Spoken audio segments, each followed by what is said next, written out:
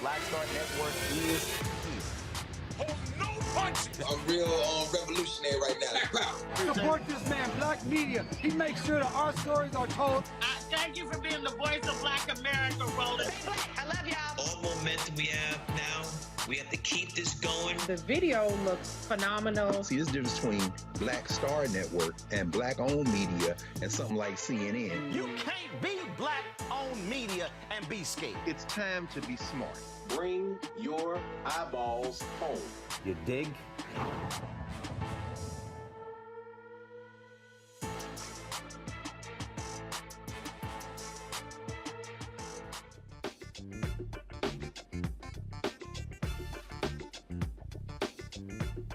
Hey fam, today is Wednesday, August 31st, coming up on Roland Martin Live, the Black Star Network.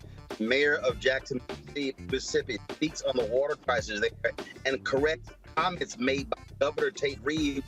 We'll show you that whole news conference, which we streamed earlier on the Black Star Network. Also, the president of Florida A&M announced they're going to be hiring new compliance officers to deal with the issues facing their football team. We'll also hear from the head coach of the Florida A&M football team as well, with the ongoing controversy happening there in Tallahassee. The abortion restrictions being placed by Republicans across this country, causing pharmacists to be questioning prescriptions made by doctors. We're going to talk about a case where a pharmacist at a CVS had the nerve to question a doctor about a drug he prescribed for a woman with a medical treatment. But wait till we break this thing down for you. Also, the probate estate of Chadwick Boseman has concluded. Died 2 years ago, 3 days ago, August 28th. And so we have the exclusive statement from his family with regards to today's wrap-up of that estate. And also, we have our Tech Talk segment and other issues we were talking about on Roland Martin Unfiltered. Y'all, it is time to bring the funk on Roland Martin Unfiltered on the Black Star Network. Let's go. He's got it. Whatever the miss, he's on it. Whatever it is, he's got the scoop, the fact, the find. And when it breaks, he's right on time and it's rolling. Best believe he's knowing. Putting it down from sports to news to politics. With entertainment just for kicks, he's rolling. Yeah, it's Uncle Roro, y'all. Yeah, it's Roland Martin. Rolling with Roland now. He's funk, he's fresh, he's real, the best, you know he's Roland Martin now.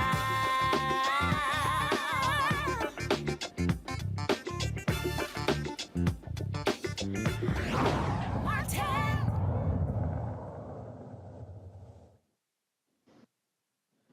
Hey, fam, what's going on? The water crisis in Jackson, Mississippi continues. The residents there have been told not to drink any of the water in Jackson, Mississippi because of a water treatment facility. President Joe Biden, late last night, authorized a federal response to the water crisis. Today, the mayor, Chokwe Lumumba of Jackson, Mississippi, he spoke out and actually corrected some comments that were made by the governor of Mississippi, Tate Reeves, when he made his emergency declaration a couple of days ago. Earlier today, we live streamed the news conference on the Black Star Network. Here is the mayor of Jackson, Mississippi, talking about the water crisis in his city.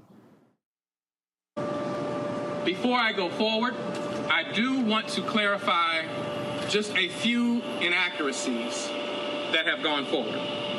First and foremost, the city of Jackson has not distributed any untreated raw water. That is inaccurate. But we do encourage our residents to continue to abide by the boil water notice that has been in effect. I thank the leadership from the state for reiterating this boil water notice that has been in effect for several days. I also want to clarify and make clear, because this was a rumor that got out, that the city of Jackson has not cut off water to any resident. We never cut off water. The lack of water was due to pressure, a lack of pressure in the system, which we stated was complicated by the flood waters that we received. It is because of our transparency that the state is aware of the many challenges that our system is facing. It is because of our transparency that we know about the staffing shortages. It is because of our transparency that they know about the system issues. And it is because of our transparency they know about the numerous equipment failures that we have. This is a set of accumulated problems based on deferred maintenance that has not taken place over decades. So let's talk about what we do next. Let's look forward to the united front that we have now announced and we look forward to. We're grateful to add the state to our team for the betterment of our city, Jackson, and our water system. With the state advising us and assisting us, we look forward to the myriad of improvements that are sure to come. I want to thank all of the volunteers. I want to thank all of the city employees that have been tuned into this challenge daily. I want to thank the support of Hinds County and their leadership that have been instrumental in supporting the city of Jackson over the years, distributing water year after year and crisis after crisis. And so I think it is imperative that we all keep our eye on the ball. We were here 2 Februaries ago where we had system-wide failures and the world was watching us. And the world is watching us again. And so we must continue to elevate our voices and say that the residents of Jackson are worthy. They are worthy of a dependable system. And we look forward to a coalition of the willing that will join us in the fight to improve this system that has been failing for decades. With that, I will open the floor for any questions that you have. I will go from right to left. Starting back here. Yes. Mayor, I spoke to the EPA last Friday, and Carol Kemper told me that there have been some critical failures to address personnel needs at the water treatment plant, Toby Curtis. I'm quoting here directly. We asked them an information request letter for their communications regarding staffing. In both documentation and communications, we did not see evidence of any efforts to recruit. So I don't know that they've tried to reach into that labor pool, meaning for Class A water operators and regular maintenance personnel. She continues, they could be reaching out to technical colleges. They could be holding recruitment events. They could be scheduling interviews. They could be putting in advertisements. This is what we do when we recruit. We're not seeing these types of things. Well, I don't know how abreast of all of the recruitment efforts Ms. Kemper is at this time. I can tell you right now that we have 10 individuals that are training to be Class A operators right now as we speak. As you know, for a degreed person, it takes 2 years for them to be able to be certified as a Class A operator. And for a non-degreed individual, it takes as much as 6 years. Our Human Resource Division has gone as far as reaching out to other counties and traveling to work in this regard. We have made an agreement with the Army Reserves in order to bring in people. We have started working with the U.S. Water Alliance, and we have taken the instruction of the EPA. It was the EPA who encouraged us to become a part of the Rural Water Association. It was the EPA that encouraged us to become a part of the Mutual Aid Agreement. And on the heels of receiving 4 to 5 individuals to help in the immediate response, we got, on the eve of that happening, a response that they were unable to fulfill that because they had their own critical staffing challenges. And so the effort is ongoing. The effort, we have seen people come and be trained and leave in the midst of the process. And so we will continue to double down and encourage that, as well as augment our staff. And I'll tell you some other things that we're doing. Augment our staff with retired employees. We're looking to bring in retired employees that can work a maximum of 20 hours for the time frame prescribed without violating their retirement protocol or endangering their retirement. In addition to that, we're looking to do privatization, not privatization, let me say, a operations and maintenance agreement with a third-party firm that can help augment all of that, and that's what we're contending to do. I'll come back. Mayor, Yesterday, the governor said that there's going to be plans to try to find a way to split costs between the city and state and to try to fund these programs to get back up the code and get water flowing back in Jackson. Can you speak to that? What's that going to look like here in the city? Give me a moment.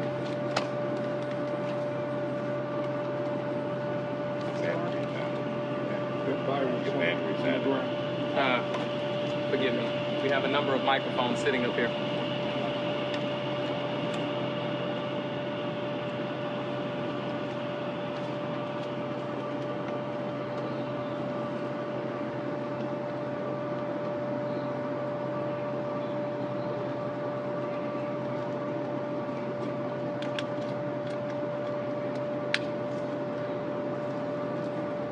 Testing. Testing. Okay, I'm back with you. Give me your question again. Yes. Yesterday, the governor announced plans to find a way to split costs between the city and the state between trying to get the water recovered here in Jackson. Can you speak to what extent you understand that process would be?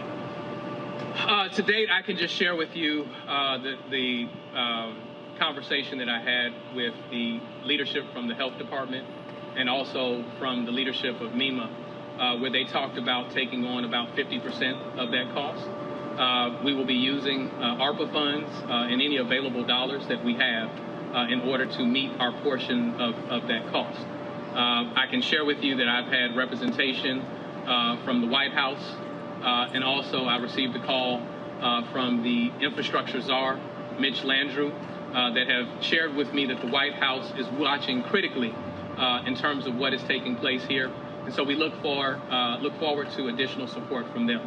But we will take every available dollar, and I think that that's something I failed to speak to here. That the city of Jackson, in the process of this crisis, we have committed every dollar that we could find in order to meet this challenge.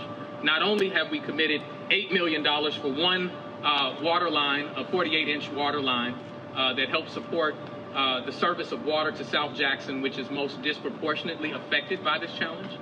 We've put in millions of dollars in terms of weatherization of our water treatment facility due to what we've experienced in February, where the cold temperatures, the prolonged cold temperatures, crippled our water treatment facility there. We're spending money towards automating certain parts of the plant.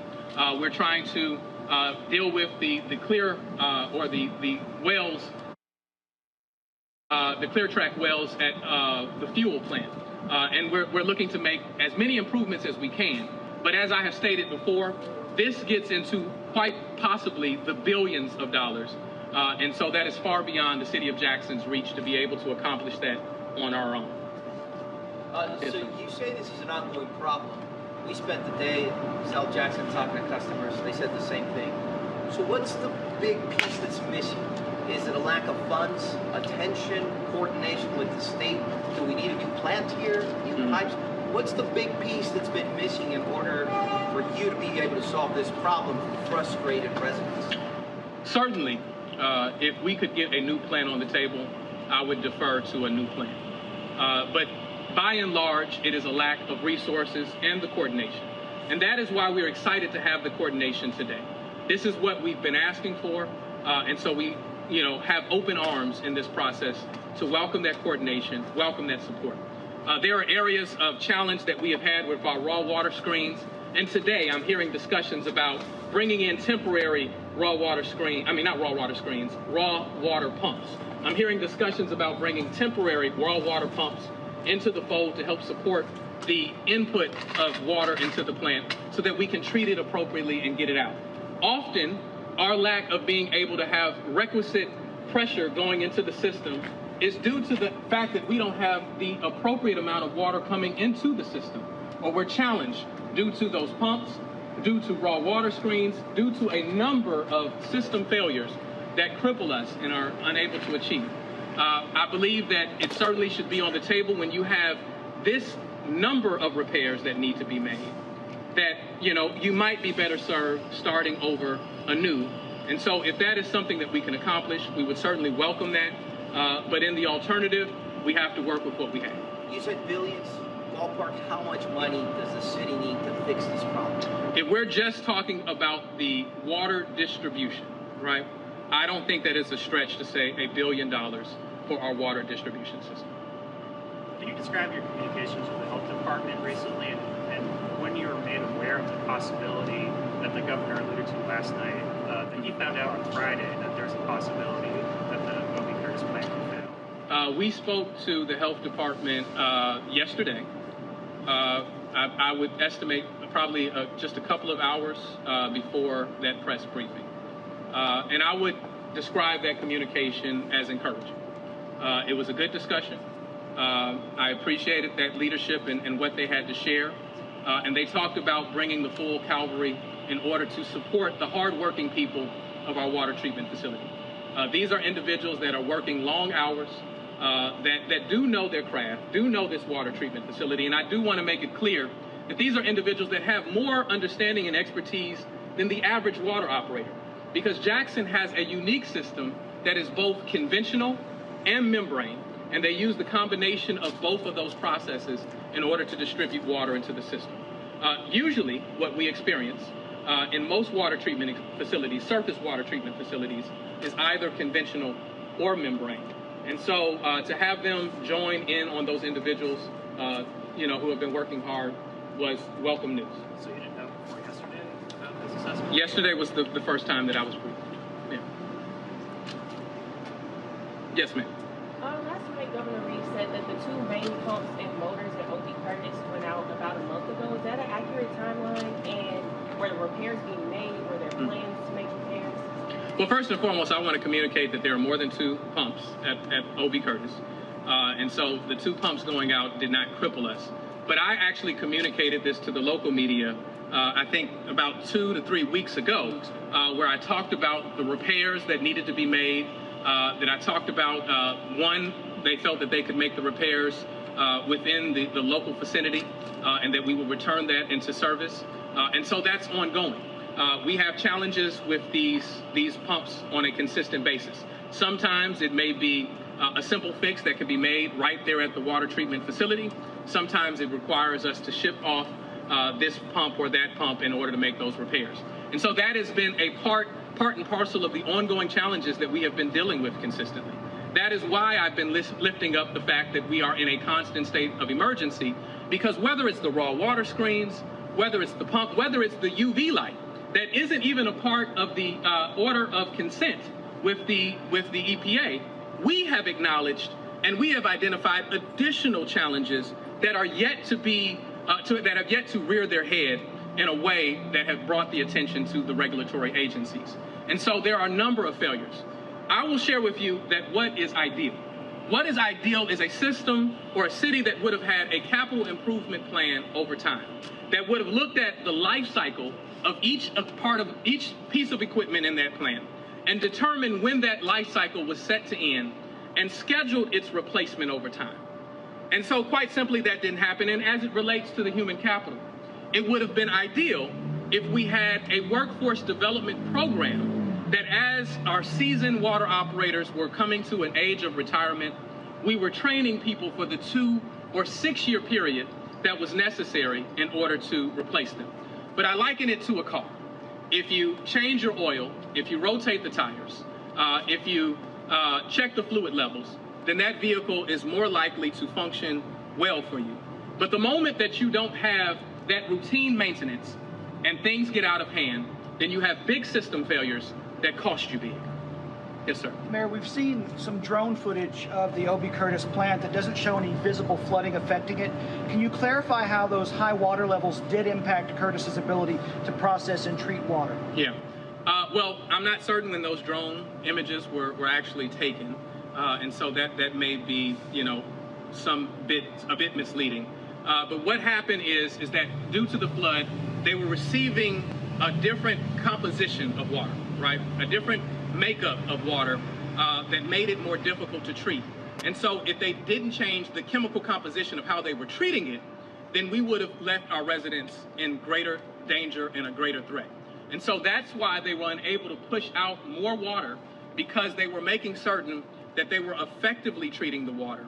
And so that was directly associated with the water, the additional water coming into the plant. appreciate that. I have a follow-up about... I'll start here with the follow-up, and then I'll return back this way. You mentioned at the top of the press conference about there was no raw, untreated water introduced into through pipes, unlike what the governor and I believe state health officer had mentioned last night. Can you clarify why, and again, I'm not trying to get into a tit for tat, I'm just wondering why there would have been even the possibility of that from their end saying something like that. That's a pretty big stretch from your water is safe to drink if you boil it versus this is untreated water. Yeah. Well, I think that the main thing we want to emphasize to residents is to heed the warnings to boil the water. But I would just simply say that, you know, as a non-engineer myself, I simply listen to the reports that I get from those who are the experts in the field, right? And so there may be some miscommunication as to what the exact challenge was, what was issued into the system, what was put into the system, and what was the registered threat. We know that the threat was the potential of raw water getting into the system, but it was recognized by those that treat the water, and they ceased putting out the water until they could come to a chemical composition that was actually healthy and you know, could be sent out to the residents. But we are still under a boil water notice. If the boil water notice had been lifted prior to, you know, the events of this week, we would have reissued one due to the challenges that we have experienced in water pressure. So it's your position that no untreated water has gone out to residents through the system? That is what has been shared with me by our water operators. Okay. Yes. So I just want to go back to the question of staffing and reaching out to staffing. Another, again, I'm quoting directly from the interview here. Contracting was the other thing we were looking for. We saw no information or correspondence that they were seeking a contract to staff OB Curtis. The mayor asked if that was an option, and I said, yes, it is. We do not dictate how you staff. How is it that the Environmental Protection Agency has no records in all the partnership with the city of attempts to contract or seek new employees through interviews, job fairs, technical training? How is there no record of this? I think that is because the EPA only sees completed transactions, right? And so they don't have a record of us meeting with companies like Veolia here in my office. They don't see the document trail of that, but right? They requested those documents. They said they sent you an information request letter to find all information on the efforts to staff OB Curtis, and they did not receive. Well, that would have been simply a calendar identification of the meetings that I was having. Until we reach those agreements, there's nothing to provide them. We've been waiting on a proposal from certain companies that we have not received, right? I don't want to go into great detail about that because that gets into some of the state's work at this point with those companies that we've been talking about. How long, if you could tell me at least? We've been working to look at bringing in a third-party company over a 6-month period or better. Yeah. And is there another company that maybe would take less time? I mean, that's like a long... So well, it's a matter of what they feel is in their best interest as a company.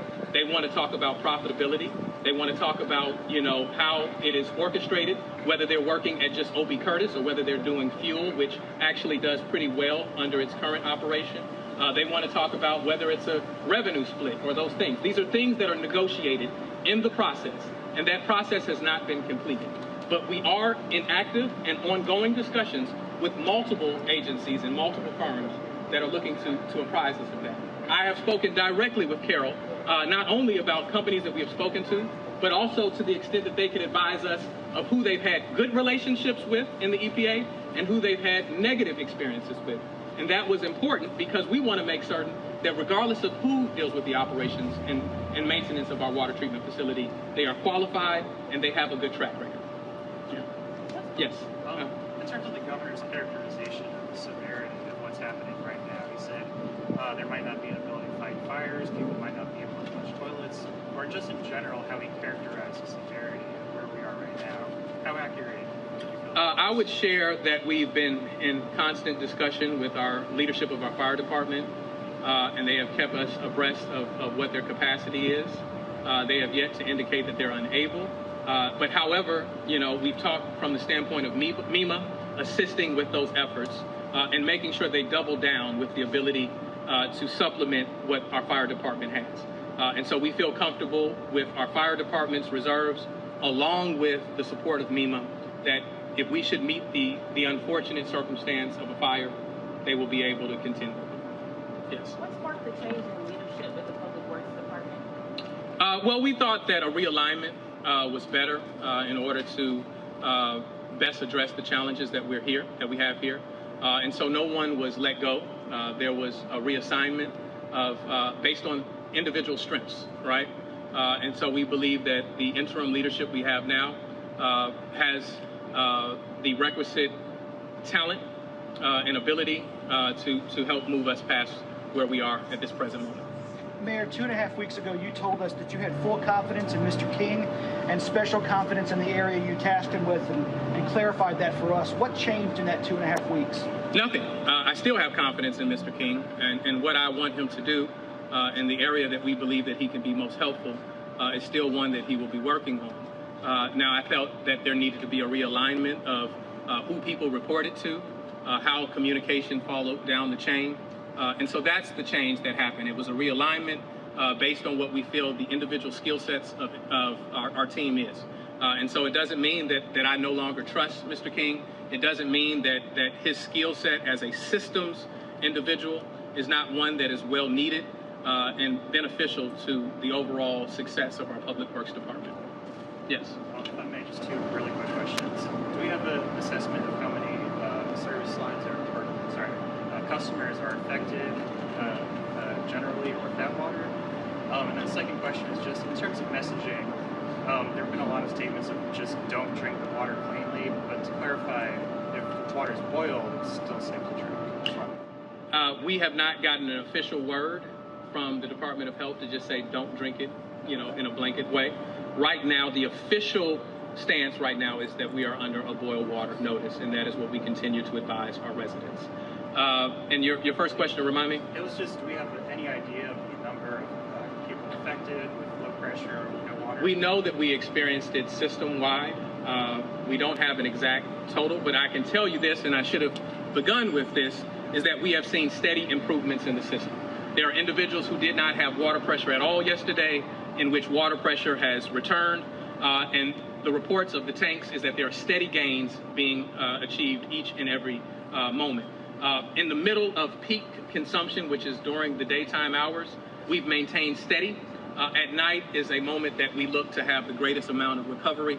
And so we saw great recovery yesterday, and there's been encouraging news and signs ever since last night in terms of where we're seeing our tanks come back to. So you have the numbers gone down since yesterday, or? No, it's steady at this, it's okay. Gone up since yesterday. Okay. It's gone up since yesterday, I mean, in terms of the number of people with water. Let me clarify that. The number of individuals, there are more people with water since yesterday, right? Due to the gains that we made in the system overnight, and we've been steady with the production. We don't typically see the biggest gains in the daytime because that is when consumption is at its highest. And so we look to recover even more through the night hours. In 2020, the EPA requested an alternative water plan for a situation just like this, distributing water to residents.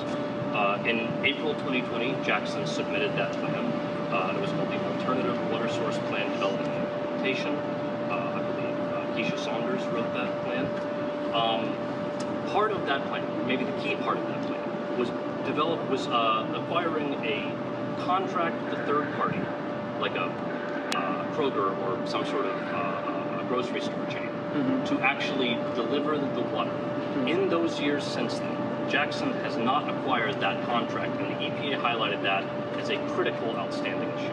Why not? So first and foremost, we didn't have a contract in place, but we were receiving the donations to meet the need. And so we were getting it by donation and not by expense. But to date, to make certain that we fulfilled the contract standpoint of that and make sure that there was a contract in place to meet that order of consent and go beyond the donations that were meeting that need, you would have seen today in today's city council meeting that we met that and we actually agreed with the Coca-Cola company in order to meet that need. We've been distributing water to residents in the midst of these challenges every single time that residents have been without water. Every single time we've had our constituent services department not only deliver to fire stations, but to personally deliver to our elderly residents and have several water distributions across the city. And so that's where we get into technical violations, which say that we didn't have a contract. But the reality is that we were providing that water. We were just merely taking advantage of the fact that we have high expenses trying to rectify these challenges. And if we had the benefit of corporations who were willing to provide it to us for free, we certainly were taking advantage. Mr. Mayor, can you speak to whether or not MEMA has contacted the fire chief about distributing water at the city's fire stations? We've heard that they have not contacted them at this point. I can just share with you my discussion with Mr. McCraney yesterday and today. He said that he would be in contact with them. He said that they would provide assistance to them. I believe that that is going to take place. That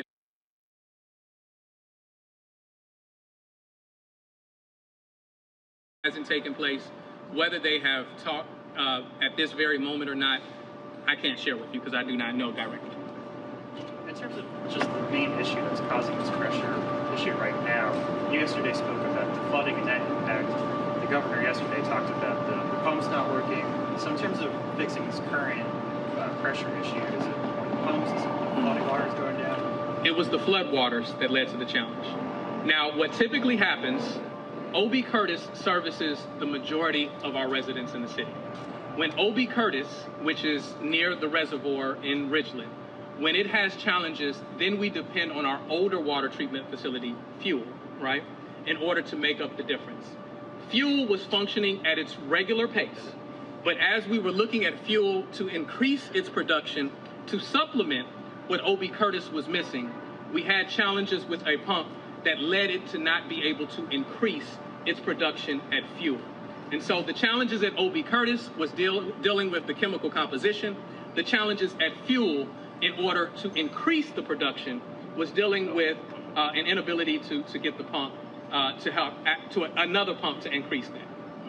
Sorry, I actually just received word from MSDH. They want to clarify, if you boil the water for 1 minute and roll in boil for 1 minute, it is safe to drink. That was directly from the show. Well, you can join me up here, and I appreciate you for sharing that. All right, so that's consistent. Thank y'all very much. Thank you.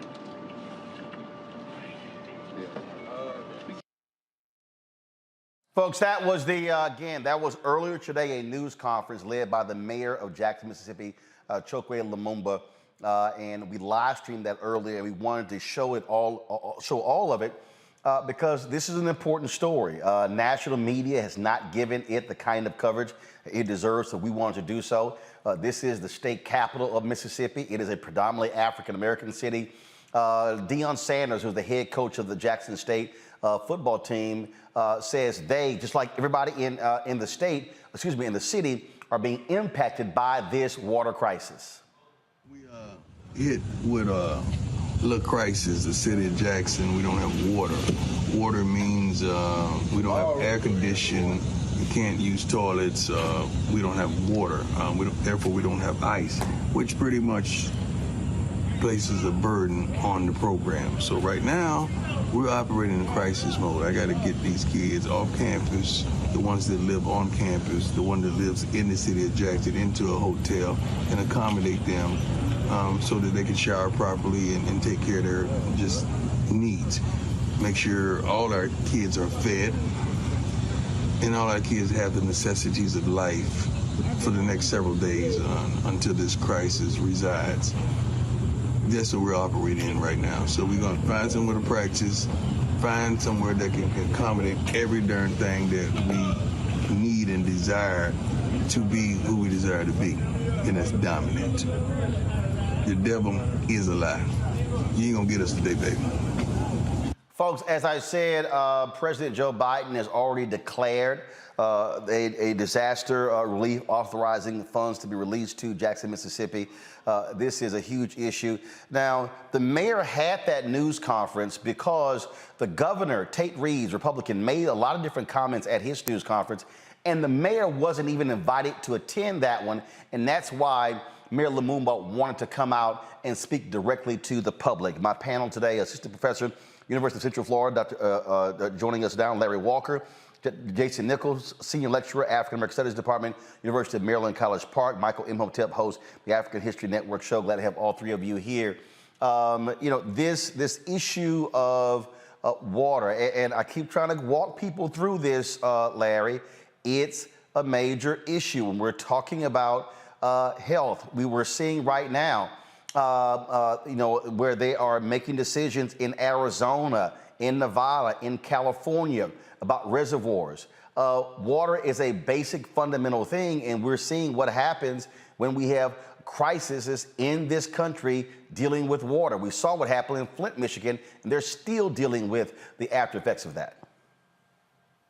Yeah, so Roland, we need to talk about, a failure of systems, particularly government systems.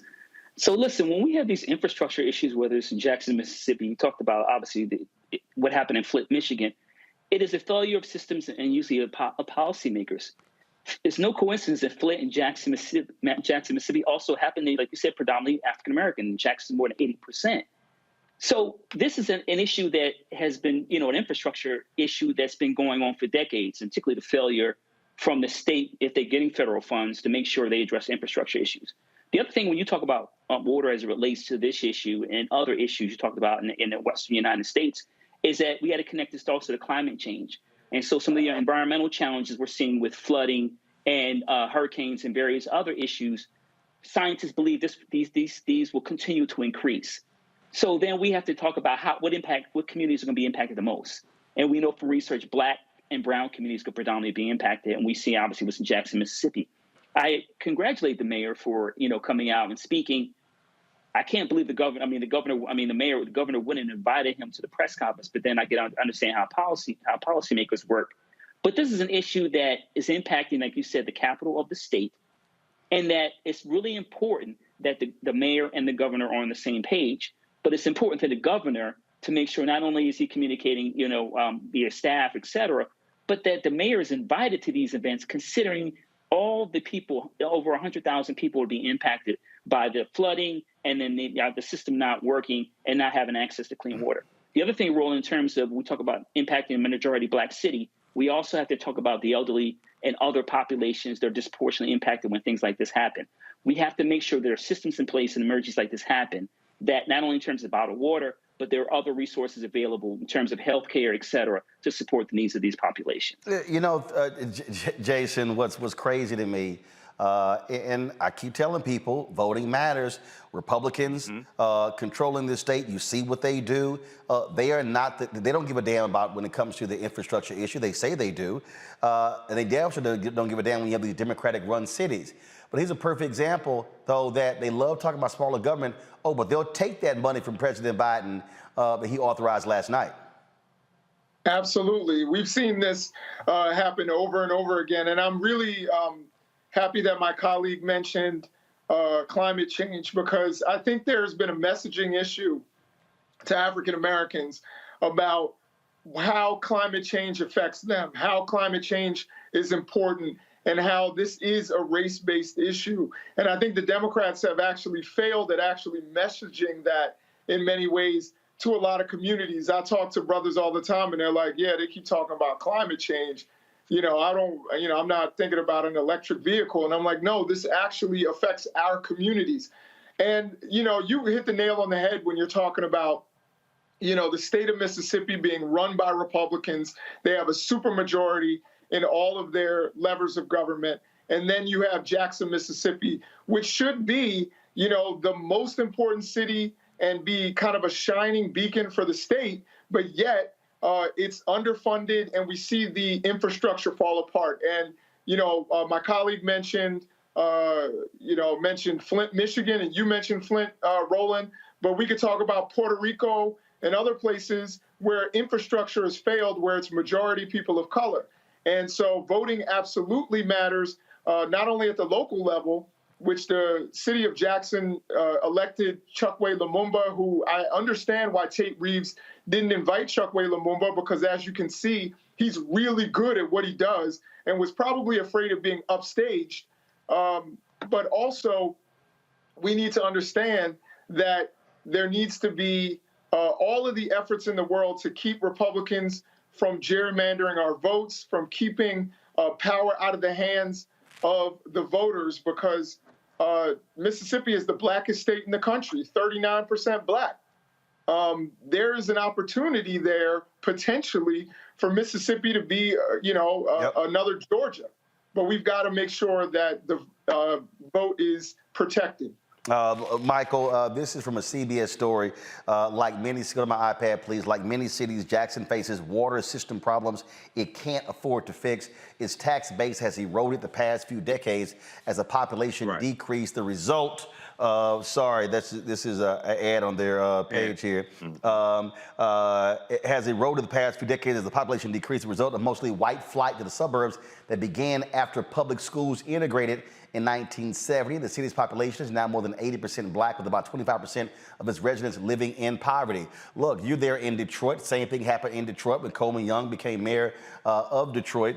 And so what you have is white folks choosing to leave, taking their money with them, and then these state leaders say, oh, to hell with you, y'all can't run y'all city. Well, it's a little hard to run your city when racism has impacted the economic mobility of black folks. So therefore, it's now a poorer city as a result. Absolutely. That's what I was going to come to, Roland. And I'm going to connect this to the story you did on Monday dealing with Mississippi's Jim Crow era felony voting law. And the federal court ruled that that is constitutional. That goes back to the Mississippi State Convention of 1890, because white supremacy is a system. Racism is a system of advantage and privilege distributed based upon race. And this is what we're dealing with. We're dealing with white flight. And here in Detroit, the white flight even began before Mayor Young became mayor, January 1974. Okay, we saw white flight going back to the 1950s here in Detroit, and the declining tax base. You see the same thing in Jackson, Mississippi. The state legislature is controlled by Republicans. You have the Republican governor, Tate Reeves. You had Cindy Hyde-Smith, the public hanging woman, one of the two senators from Mississippi. She voted against the $1.2 trillion infrastructure bill. And what this does is this shows how climate change disproportionately impacts African Americans, especially when you have African American led cities like this. Okay, so we have to understand how all this is connected. Indeed, folks.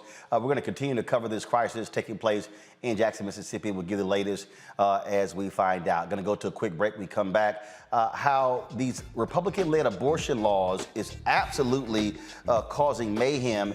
You now have pharmacists who have the audacity at CVS to question doctors about prescriptions that they are making for women who are dealing with surgeries that could very well kill these women by not prescribing them the medicine. Wait until we tell you what happened, and then we're going to share with you what happened today in Michigan, where they had enough signatures to put abortion on the ballot. Republicans of the election board said, hell no, we're not going to do it. That's coming up next, right here on Roland Martin Unfiltered on the Black Star Network.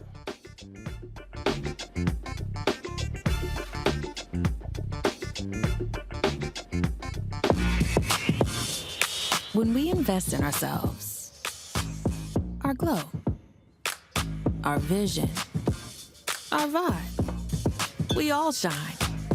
Together, we are black beyond measure.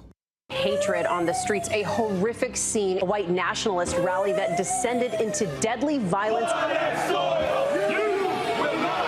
White people are losing their damn minds. An angry pro-Trump mob storms the U.S. Capitol.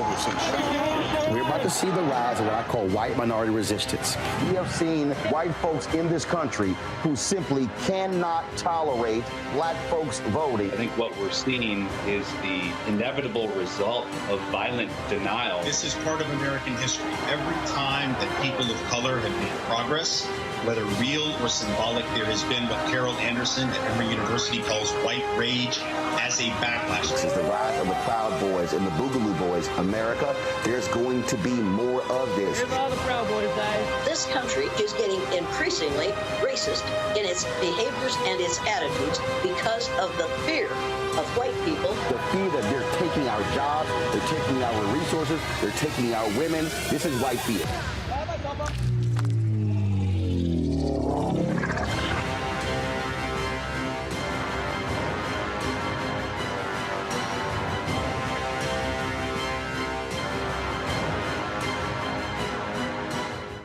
When we invest in ourselves, we all shine.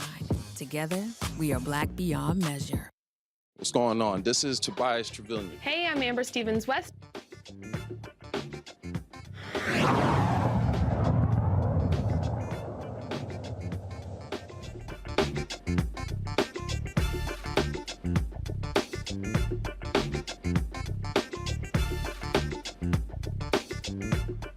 Folks, to understand how nuts these Republicans have gotten with their abortion laws, they now are literally allowing physicians to now question doctors. A physician's tweet garnered thousands upon thousands of views and outrage that CVS is policing the prescription of drugs that treat multiple things, including medical abortions. Dr. Emily Porter tweeted this, y'all.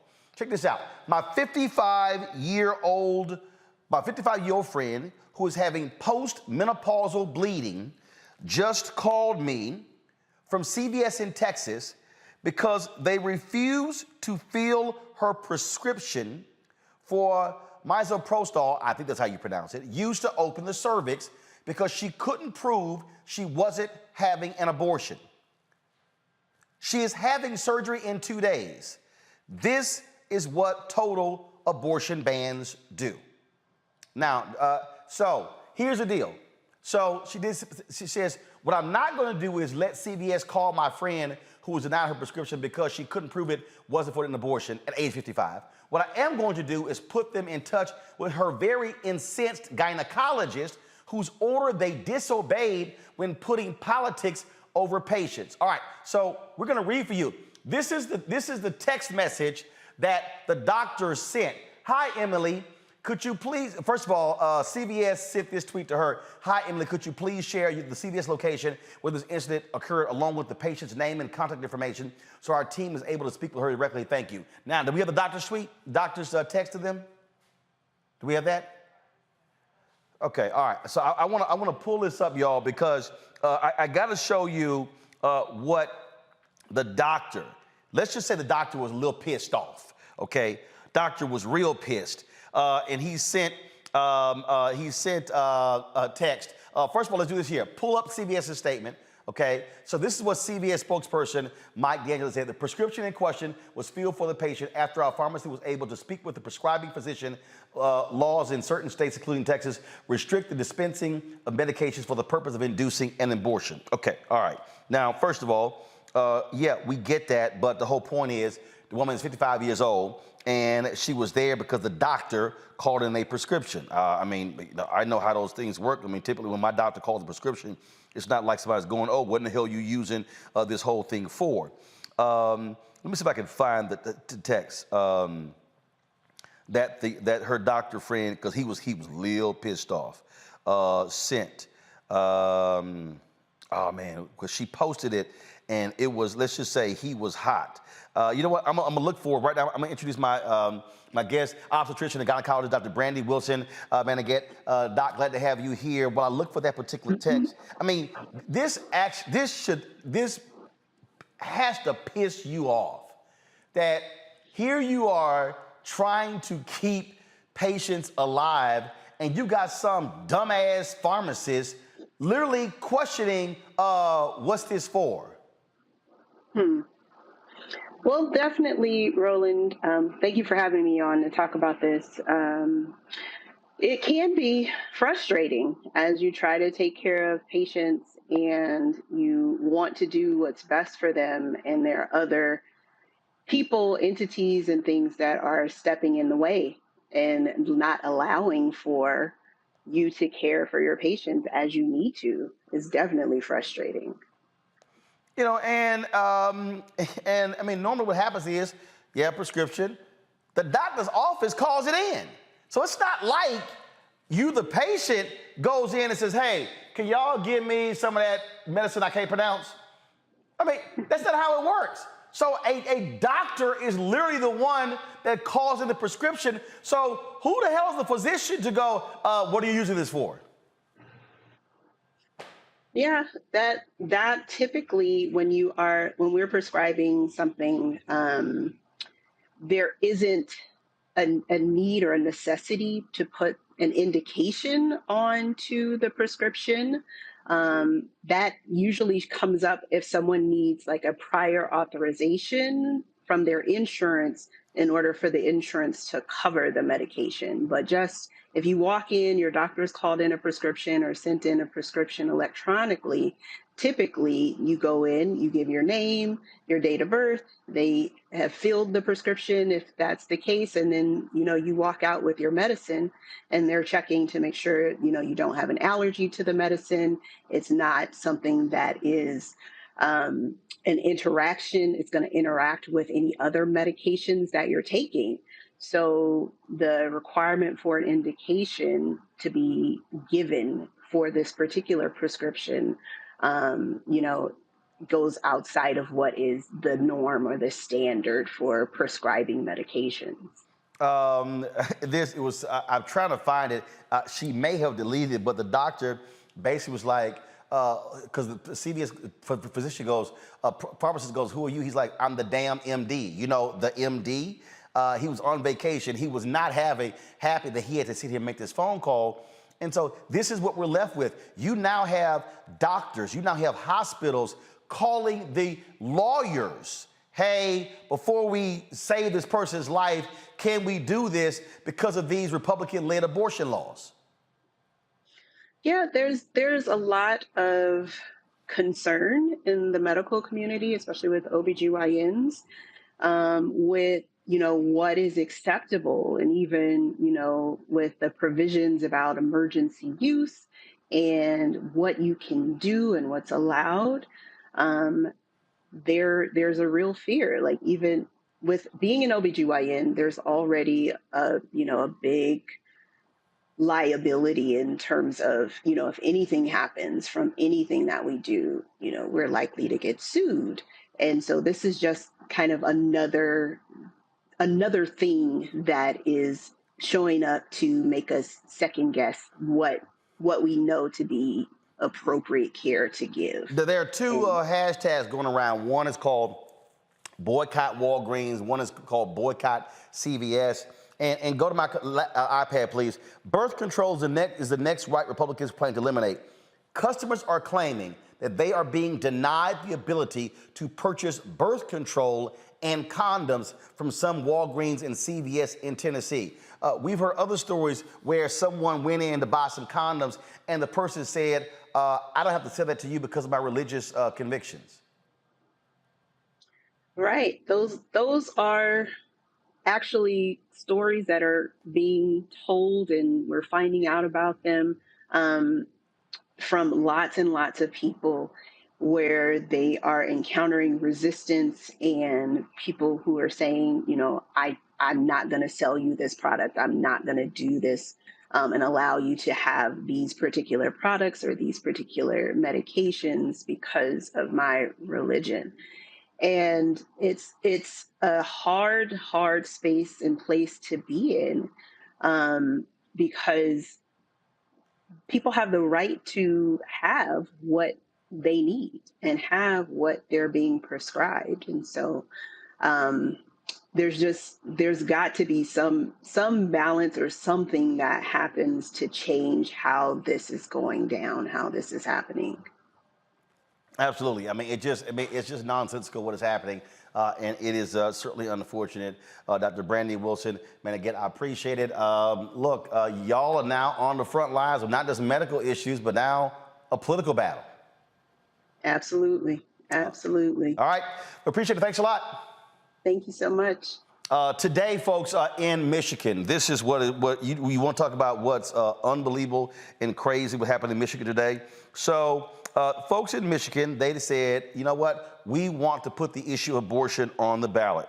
So they went out and they got a whole bunch of signatures to do so. Well, check this out.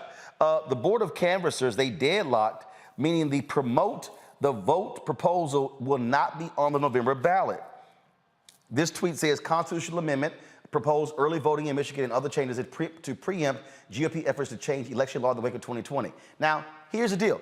The Republicans are like, yeah, no, we're not going to do that. Let me pull a story up from the folks here from the Detroit Free Press. And it says a sweeping voting rights proposal to make changes to Michigan's elections, including establishing early voting in the state, failed to land a spot on the ballot this fall after the state's election panel deadlocked Wednesday on whether to certify the Promote the Vote amendment for the ballot. Organizers collected enough signatures to qualify for the ballot, according to the state's Bureau of Elections, but canvassers debated how to handle a challenge to the proposal, alleging that the petition from circulated by organizers failed to note which section of the Michigan Constitution would be impacted if the proposal was placed on the ballot and adopted by voters. All right, so this is the perfect example, Michael, what we're about to see. And this is why I have been yelling from the rooftops why we have got to shut down every Republican. Steve Bannon and all of these people, their whole deal was we are going to take over state board of elections, county boards of elections, and their whole deal is if, in this case, by deadlocking, because typically it's equal number of Democrats and Republicans, by deadlocking, they could prevent something from moving forward. And so enough signatures they got enough signatures, but this is how they blocked putting the issue of abortion rights on the ballot by stopping it in the state board of elections. Yeah, the Michigan Board of State Canvassers deadlocked today. So it looks like it's going to go to the Michigan State Supreme Court to determine this. And, once again, this goes back to what I've been talking about, how abortion rights, which really deals with women's reproductive rights and health care, is going to be at the top of the ballot, top of people's minds, these midterm elections. And what we're looking at is because I'm looking at this article from WXYZ Channel 7. We're seeing Republicans across the country, like Blake Masters running for Senate in Arizona. We're seeing these Republicans who had extreme positions on abortion back away from that and try to refashion themselves because it's not popular. Now Tudor Dixon got the Republican nomination for governor here in Michigan. She's run against Governor Gretchen Whitmer, who's a Democrat. And Tudor Dixon is against abortion, even for when it comes to exceptions for rape and incest, things like this. She's a crazy woman, okay? But this is a stark contrast, and we're seeing Democrats gain ground when it comes to generic ballots. We see them gain ground when it comes to recent polls that are being taken. But they have to keep driving home this issue. At the top of the ballot is saving the democracy from these coup plotters and domestic terrorists. And right below that, you're going to have health care, women's reproductive rights, things like this. And what we're dealing with here with abortion rights is an example of that. So this is serious here. The way I frame this, let me wrap up with this, Roland. The way I frame this, I was never one of these people who parroted what corporate media said and said Democrats are going to lose because that's what happens for the last 100 years, except two exceptions when you had one party control the White House. The way I frame this is that this is the first midterm election since an insurrection since the 1866 midterm election after the Civil War. This is totally different than any previous midterm election that we've seen. That's why we need to look at this. This is the thing here. This is Jason in the Detroit News. In a heated debate over a lack of spacing between words in the petition text, the Board of State Canvassers split 2-2 along party lines. Democrats voted to place the constitutional amendment on the November ballot, or Republicans rejected it on technical grounds. Spacing. Yeah, I mean, this is typical voter suppression, and they're going to try this all over the country. This is why even, as Michael pointed out, some of the candidates that are just all around bad candidates, you look at Blake Masters, and he's within 3 points, at least according to most polls. He's within the margin of error. And someone who has consistently made racist comments about Black people, about women, made patriarchal comments about women. He shouldn't even be close. But again, they have found ways, to go around the law and on technicalities suppress votes. And so they're going to do this again, even with women's health on the line. They're going to try and find ways to disenfranchise the American people and disenfranchise voters everywhere. And, it's terrifying with some of these issues that we're dealing with right now and democracy itself on the line, that these people are going to succeed in some cases. Hopefully they will lose some of these Senate races, with Sherry Beasley and Val Demings and even Fetterman and Mandela Barnes on the ballot. Hopefully we can save democracy that way and even keep the House. But they're going to do everything they can ever since 2020, ever since the big lie, to try to steal this thing with all these technicalities and changing the voting laws. And, I hope that we're able to stand up and people go out and vote in droves, realizing that this is not something that we can start talking about, that these both parties are equivalent. I was, probably, closer to there at one point. But now it's clear that one party is trying to tear apart democracy, take your vote, particularly if you are a black person, and they have to be stopped. Larry, people keep talking, and I love these old silly, simple silent ass people. Oh, you shilling for Democrats. These people stopped a constitutional amendment that would expand voting rights in Michigan. I keep telling folk, I cannot trust any Republican that stands with these people. Now, if you're a Republican and you support these ballot initiatives, okay, fine, okay, but everybody vote all of these folks out. What these people want to do, they want to stop. They want to shut down. They do not want democracy in this country. They want to run by minority rule. Roland, you hit on the nose right there. These issues are not about, we're talking about, democracy being in danger. This is about power and control. It's not about democracy and fairness. You've highlighted it. We talked about this on your show, as you just said. And it's time for people to wake up, not just in the state of Michigan, but everywhere. And listen, this idea of not giving voters an opportunity at the state level to vote on this ballot initiative based on some, maybe I believe it wasn't clear enough in terms of relating to the Constitution. You will see this all over the country because, once again, this is about a power. This is not about maintaining a democracy. I've often used this as a comparison in that people, Republicans, it's like they'd rather burn the house down with everyone inside of it to relinquish control. And that's where we are. We are the five-alarm fire. And there are a lot of people who aren't realizing it. Right. And obviously, this issue relating. Yeah. Go ahead. No, go ahead. No, I was going to say, in terms of the issue of women's reproductive rights, this is front and center. The other thing is that we talk about politics, and I know, Roland, we've talked about this on a show about voting. We're seeing an increase in women who are new voters nationally. And so as my colleague talked about generic balloting, that number, and in terms of the House, those percentages that are closed. But the bottom line is, if you don't hold these people accountable, vote them out. And not only vote them out, Roland, we need to shame them. We need to shame them publicly, whether it's social media or other places. We need to shame these individuals, because if you don't make them feel uncomfortable and then vote them out, they will continue along the same path. Yep. And then the United States will continue to spiral out of control. And look, y'all, I'm telling you, I don't give these folks, I don't give them an inch. What these people are trying to do, this is about power. Y'all, September 12th is going to be the first anniversary since the last time I was on ABC This Week when I sat here and lit Chris Christie's ass up. When I said you chose, and I ain't been back on ABC This Week since. Ain't no coincidence. But I told him point blank.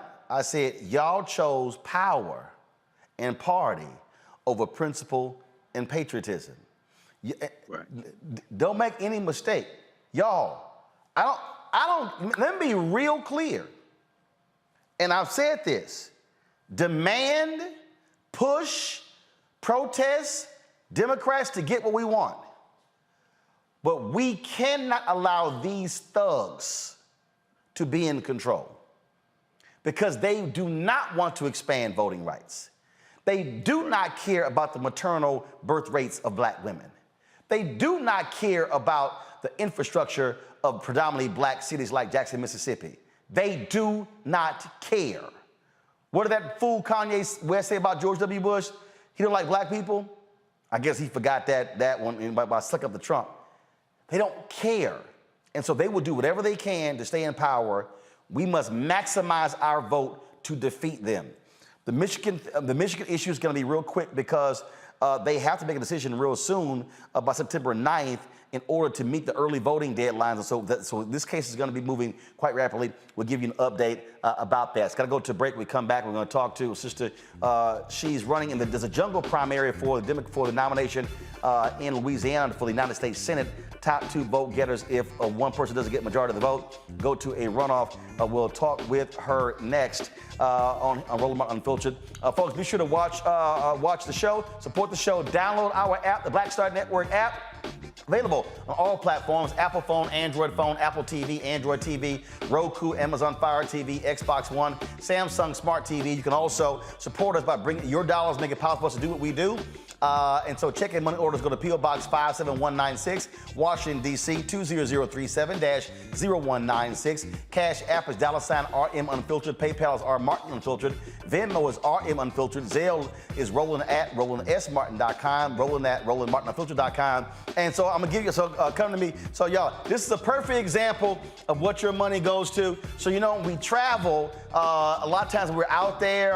And so, we don't have our zip and repeat or our tent or our branding. And so when Henry and I were at the Miami Grand Prix, the F1 Miami Grand Prix, we saw the folks with, I think it was like Sky TV out of England. So they had these pop-up stands. And so literally, you just simply push this thing all the way down. It collapses. It actually comes in its own chin. And so when we go out, it just pops right back up. And so we ordered 6 of these. And so they're pretty cool. And so again, I'm always showing y'all when you support us, what your dollars go to. And here's a perfect example. And so when we travel, so as you see, y'all, we have, so we got 6 of them. So you see the front has the show logo. And then as you see right here, the top has Black Star Network on it as well. So when we go out, hit the road, then we can travel a lot lighter and have our pop-ups right there wherever we do when we're broadcasting live. All right, folks, we'll be right back on Roland Martin Unfiltered.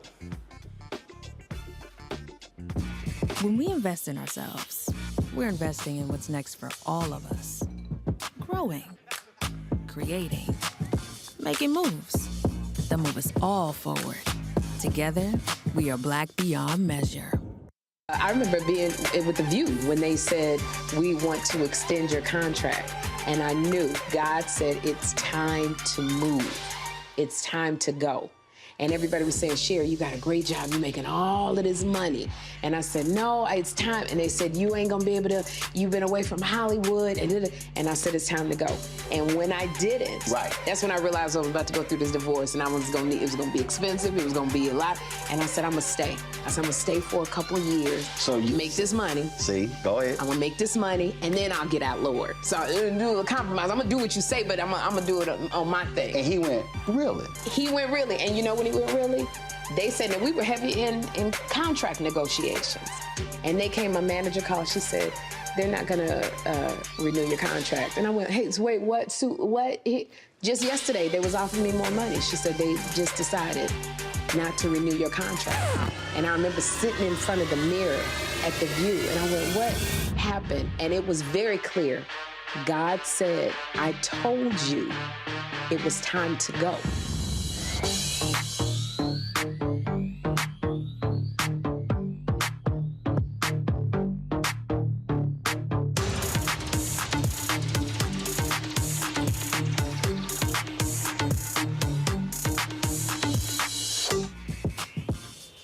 When we invest in ourselves, our glow, our vision, our vibe, we all shine.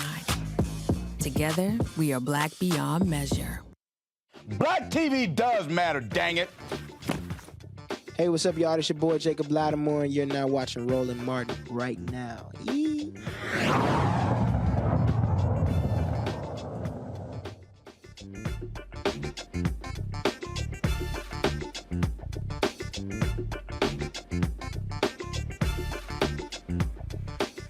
All right, folks, we've been covering these various U.S. Senate races, and the critical races happening all across the country. Democrats are focused on really 4 states. They're focused really on North Carolina, Wisconsin, Pennsylvania, Florida. Of course, they want to hold the seats in Georgia, Arizona, Nevada, and New Hampshire. Now, they're not putting the resources in a significant way into Kentucky, where Charles Booker is running, but also into Louisiana, even though you got significant black population there, and they should be doing so. Now, we've talked to Gary Chambers. He, of course, is one of the folks. You look at the polling data at the top, but there's also another African-American candidate who is running, Syrita Steib. She has worked for a number of years on the issue of women being incarcerated. When the Louisiana State Party met, they actually endorsed, pulling back up, all three candidates. We had Gary on talking about that because the executive committee actually voted to endorse Gary Chambers. But then you had a little back and forth with the chair where they maneuvered to say, well, let's endorse all three, running against, of course, incumbent Senator John Kennedy. And so it's Gary Chambers, Luke Mixon, Syrita Steib. They were all who were endorsed by the state party. Now, Steib, again, a formerly incarcerated woman and policy reform advocate, joining me now from Metairie, Louisiana. Glad to have you on the show. What now? The campaign has been going on. When you look at the polling data that we've seen thus far, you're polling at 2%. What are you going to do to increase your numbers to get in that top two? Because at the end of the day, if Kennedy does not get a majority of the vote, the top two go to a December runoff. Yeah, so there really hasn't been any recent polling data. That polling data was very outdated. I'm actually the only candidate in the race that did an independent poll prior to thinking about even running. And what it did show is that Kennedy was vulnerable. And in my informed ballot portion of the poll, I came back in my profile with 41% to his 43%. And where I was lacking was, of course, in name recognition, because I'm always working with my head down and not really putting out all of the work that I have done and continue to do. But we have a ground campaign. We're working on rural communities here in Louisiana. I'm from a rural area called Vacherie in St. James Parish. So knowing the needs intimately of rural Louisiana is a big part of my push and my ground game. I also have been working in communities with formerly incarcerated people who just received the right back to vote 2 years ago in this state. I myself, after being out 11 years, voted for the first time 2 years ago. And we have a significant opportunity and momentum in that community as well. So what are the critical issues that you're focused on? So, of course, me only being able to see through the eyes of a woman, specifically a Black woman in the South, a lot of my work has been to liberate, the issues that pertain to women. So, of course, we have a very high maternal mortality rate here, working toward the damage that the overturning of Roe versus Wade has done. A lot of my work is in higher education. We passed policy here in Louisiana in 2017, making Louisiana the first state to remove the box off of college applications for purposes of admissions. I've done that in 6 states since then. On a federal level, we've also removed the ban on Pell for people who are currently incarcerated. So now students who are incarcerated can take advantage of their Pell funding. We've also removed the question off of the college app. And I just continue to do work to make sure that the playing field is even all the way around the board. Infrastructure is another big issue here in Louisiana. Me growing up in rural Louisiana, access to broadband, roads, and a lot of healthcare, focusing on healthcare, K-12 education. And these are things that I work on and I focus on every day currently. So I can't see it changing on a larger stage. When we talk about, again, look at these races here, I mean, at the end of the day, it comes down to money. How much money have you raised? And what are your targets? Because you got traveling across the state is not easy. You talk about campaign ads. You talk about things along those lines. So how is that going? Yeah, so with my last FEC filing report, we did report about $200,000 that I have been able to raise thus far. We have an aggressive approach. This strategy, we'll be filing again at the end of September, and we'll be able to push up our numbers significantly. Hopefully moving forward, that momentum continues. Of course, traveling across the state is really, really expensive and trying, but we're also currently working on a ballot initiative, Amendment 7, where the question around slavery and removing that out of the Louisiana Constitution is something else that my C4 Opportunity to Restore is working on. So we are layering and we're pushing out the message and we're getting out there. And as every day passes, we feel like we're gaining more and more momentum. And I just really wanted to address earlier the triple endorsement that you mentioned. You're absolutely right. The executive committee did recommend that Gary Chambers get the endorsement of the Democratic Party. But when the vote was supposed to be brought to the larger body to see if they wanted to go through with the endorsement or not, a referendum was introduced by a member of the larger body that they wanted to introduce and vote for all three candidates. So there's this narrative going around that Gary Chambers received the endorsement and it was a recommendation for the larger body to vote on. And the larger body decided not to vote on it, and they introduced a memo. But what the rules change. The folks we also talked with said that according to their own policies, that when the executive committee makes a recommendation, it's supposed to go to the larger body for a up or down vote, and the chair chose to change that particular policy. Yes or no? No, the chair didn't choose the policy. There was a state representative, Denise Marcel, who recommended and introduced an opportunity for them to reconsider because the bylaws changed in March of this year because Gary was a part of a triple endorsement in the U.S. Congress race with himself, Karen Carter Peterson, and Troy Carter, the sitting congressman currently. And they changed the bylaws in March to address not having a triple endorsement again. But the issue is that because Gary won the endorsement of the recommendation of endorsement from the executive committee, they were supposed to notify candidates to give them a chance to have somebody introduce a motion on the floor 7 days prior to the larger vote to also include them in the conversation. And those things never happened because the change in the bylaws that happened in March of this year were not communicated down to everyone. So whose fault was that? The Democratic Party and changing the rules. So of course it does go with the chair and all of the So the Democratic Party, I'm trying to follow. So the state Democratic Party changed the rules so there would not be a triple endorsement, and they ended up doing a triple endorsement. They changed the rules to address the triple endorsement that went out in the Congress race for Troy Carter, Gary Chambers, and Karen Carter Peterson. The last time that this happened, which was the last election that we had. But they changed it so that wouldn't happen again, but it happened again. Absolutely, because they didn't notify the changes of the rules to the larger body nor the candidates that this affected.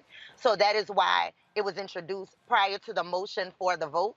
And that is why I guess the larger body chose at an 80-23 vote. So 80 members chose to vote for it, 23 members voted against it for the triple endorsement. So the actual vote for the triple endorsement came from the larger body. But was it also true that the chair, what Gary said, the chair had 50 proxies? So 50 of those 80 votes, the chair came with proxies. So those folks weren't even actually at the meeting, correct? Correct. So 50 of the votes did come from proxies, but these proxies were turned into the chair, so the chair entered them in. So I don't know how many proxies were directly given to Katie Barnhart, who is the chair. I don't know how many were actually physically sent to her, but multiple people show up at these meetings with proxies all of the time. It happens every single meeting. Got it. We talked, again, we laid out what those issues are. Look, you got significant number of black people in Louisiana who are not registered, but you also have low turnout in your largest cities. What are you going to do? What can you do to increase that voter turnout? Well, one of the main things that we're doing is we're making sure that people who have been disenfranchised and stripped of their right to vote, because we do know that Louisiana incarcerates the most people per state and incarcerates the most people per capita than anywhere in the world. We do know that now that these people have their rights restored, and in order to vote in certain instances, it's imperative that we get the message out to those folks, starting one with that. Secondly, a lot of people have felt like they haven't been a part of the conversation, specifically rural Louisiana. And I think that me putting them in the forefront and getting out in rural communities and talking to rural folks and letting them know that, hey, I'm also from the country. I'm just a country girl who likes to ride on ATVs, who have been fighting for the liberation of people ever since my own liberation occurred, and let them know that I'm going to fight for them on every front.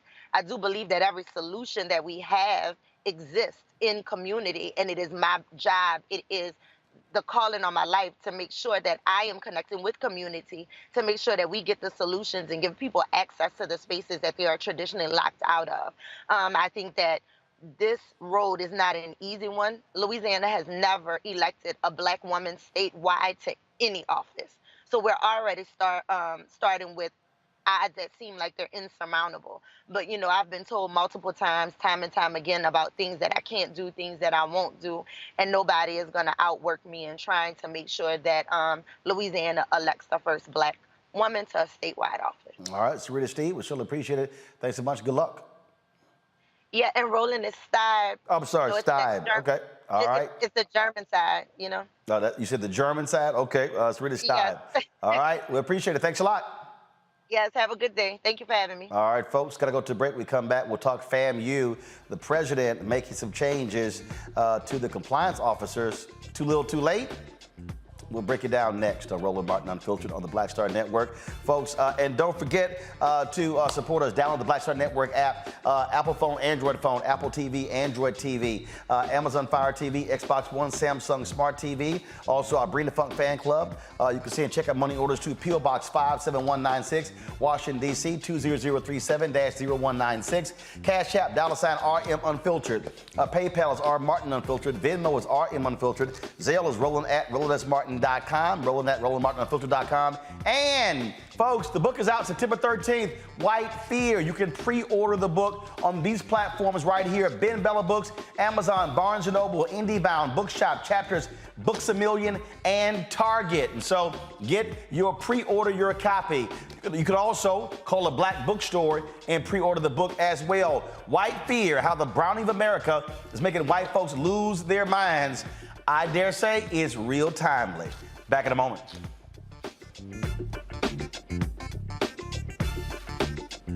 When we invest in ourselves, we all shine. Together, we are Black beyond measure. When you talk about blackness and what happens in Black culture, you're about covering these things that matter to us, speaking to our issues and concerns. This is a genuine people-powered movement. A lot of stuff that we're not getting, you get it, and you spread the word. We wish to plead our own cause. Too long have others spoken for us. We cannot tell our own story if we can't pay for it. This is about covering us. Invest in Black-owned media. Your dollars matter. We don't have to keep asking them to cover our stuff. So please support us in what we do, folks. We want to hit 2,000 people, $50 this month, raise $100,000. We're behind 100,000, so we want to hit that. Y'all money makes this possible. Check some money orders. Go to P.O. Box 57196, Washington, D.C. 20037-0196. The Cash App is $RM Unfiltered. PayPal is R Martin Unfiltered. Venmo is RM Unfiltered. Zelle is RolandSMartin.com. When we invest in ourselves, we're investing in what's next for all of us. Growing, creating, making moves that move us all forward. Together, we are Black beyond measure.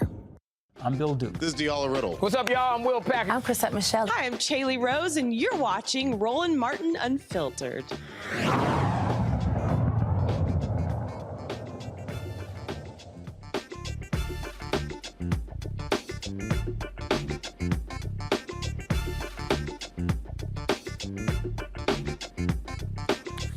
All right, folks. Folks at Florida A&M continue to demand answers from the administration when it comes to the problems they've been facing with their football team, the ban, the need for compliance officers. They had 26 players last week who were ineligible because of various issues. President Larry Robinson being under a lot of criticism from folks. He held a news conference after he met with the students and addressed the news media, much needed.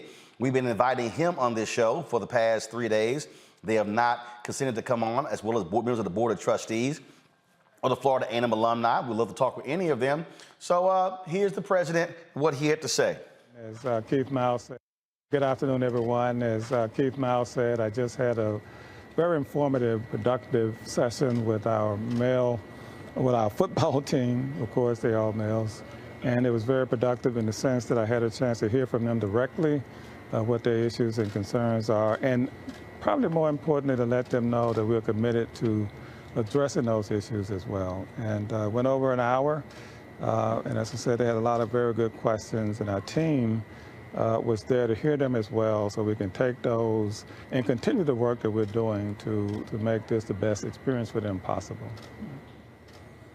President, what's the main, reason that you wanted to hold this meeting today? Well, I just want them to know, I talked to them last Friday, right, about our commitment to their success. I wanted to come and talk to them in person and hear what their concerns were in person.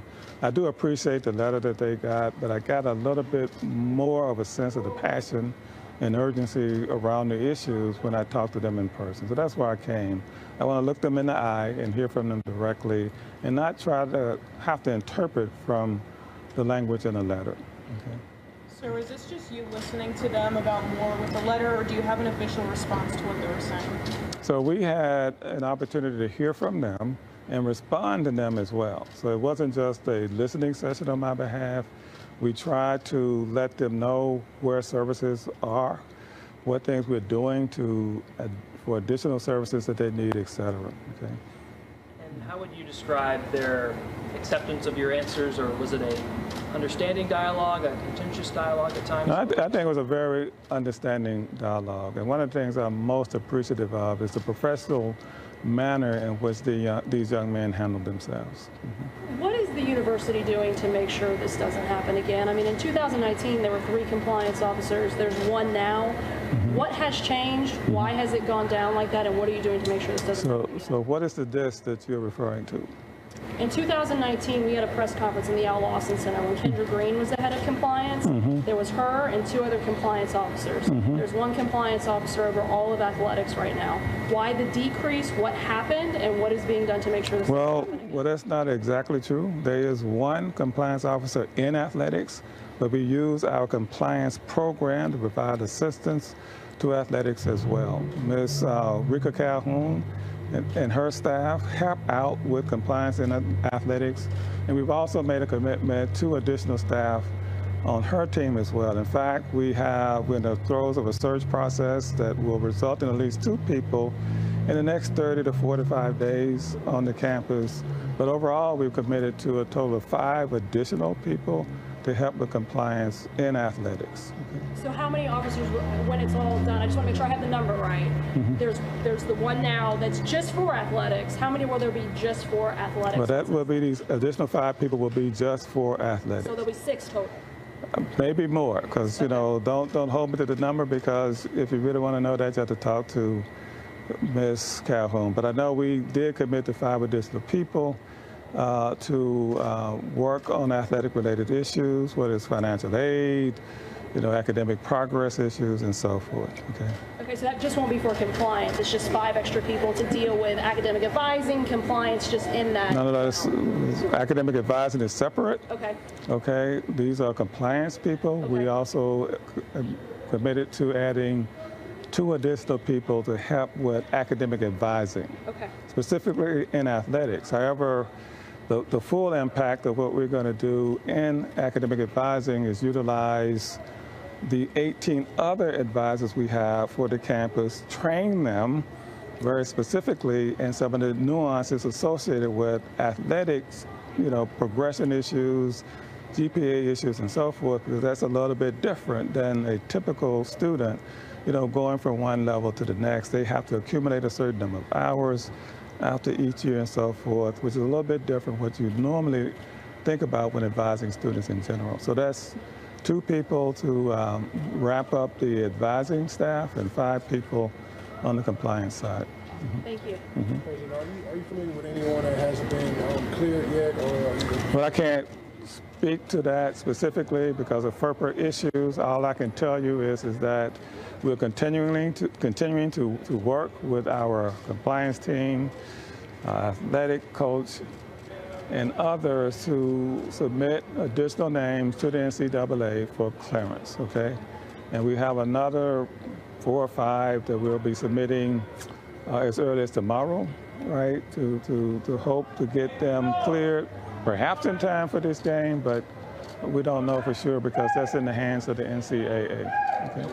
What do you feel is like the most, since Friday, what has been the most troubling aspect of this news that has been surrounding the athletics, FAMU athletics? In terms of what we are now, I really think that the misconception that people may have that we're not supportive of FAMU athletics in the way that we should, and we don't care about these young men, that's very disturbing to me, because I know how much we do care and how much we put into make this program whole, and we're going to continue to do more. But that's what bothers me the most, is that this perception that we don't care and we haven't invested properly in the program. In a statement that came out yesterday, there was talks of rumors and misinformation dealing with the compliance issues. What in reference is that to?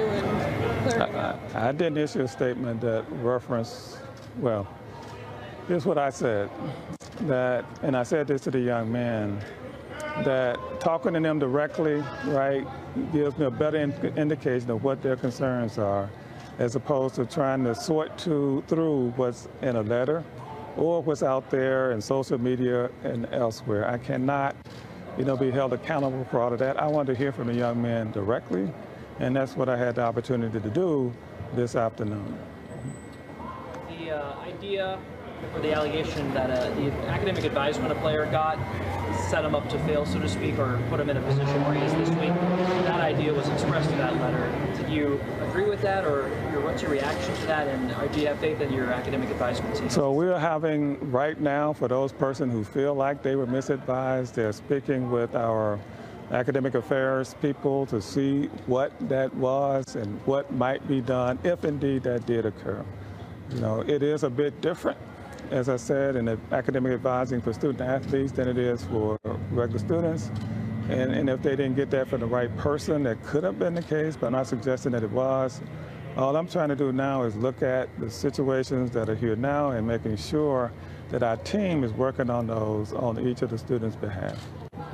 When do you hope to have everybody on campus, all the extra people you guys plan to hire? When do you hope to have everybody here on campus? So for the academic, the compliance people, we're talking about, I think about 3 of them will probably be here within the next 45 to 60 days. But for everybody, we're shooting to make sure all these things are in place by the end of the fall semester. Okay. As you know, we're in a very interesting situation in terms of employment, people moving around and leaving jobs, and so it's not as easy as it might sound, right, to get people here, but we're going to do our best to get these people here and underground prior to the end of the semester. What can you speak to just on, Willie addressed on Monday talking about the HBCUs sometimes have to be innovative because there is a budget shortfall compared to maybe bigger institutions. Can you speak to that and maybe clarify for some people that just don't understand how this happened? What struggles do you guys face that maybe some other schools don't? Yeah, so the basic issue is how much resources do you have, period. And so some institutions, whether they're HBCUs or not, that have low resources, they have to be very mindful of how they allocate and utilize those resources to get the greatest impact. And then in addition to that, in Florida, as you know, we do have other restrictions on how we can assist athletics with other state funds. And so that's another, challenge for us here in the state university system, in particular for FAMU, because we are a low resource institution. And so we have to look to make those investments in the right places to have the greatest impact.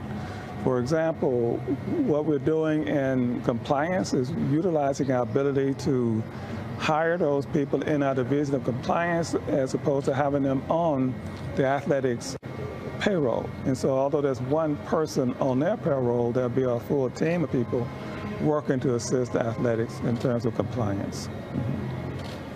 Let's do 2 more questions. Just the whole process. Are you aware of how long it could take, the whole process with compliance? Well, I mean, it's an ongoing process, I'll put it that way. And so we're continuing to work with our people and the coach to make sure every reasonable chance that we have of getting a student a waiver, that we get that done. And so we have to be careful, though, that we don't send the wrong message to the NCAA that we're not doing our due diligence and making sure that these young men in this particular case have issues that legitimately give them a chance to play, okay? All right. I have a two-parter, if I could sneak in here. First part, just to clarify some of those other details, the number of tickets allocated for families, was that brought up? Is there a resolution there? Yeah, that has been reinstated at the 4 tickets per person, yes. The AD made that decision just yesterday. Okay. And then, feel free not to do this, but since you're with me, I'd love just your thoughts on the dorm situation with the FAMU housing, having to be evacuated off campus, and the shuttle system in place. Have you been monitoring that closely? Do you have the housing department and the housing system? What's your So there are 2 situations. One at the Phase 3 facility where we had to move everybody out because there was a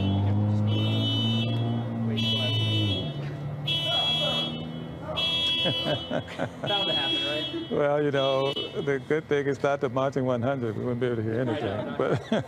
But yeah. So in order to accommodate a problem in a very small number of apartments, when you start fumigating and so forth, you can't have people there, and then you just can't do 1 or 2 places because the way pests move.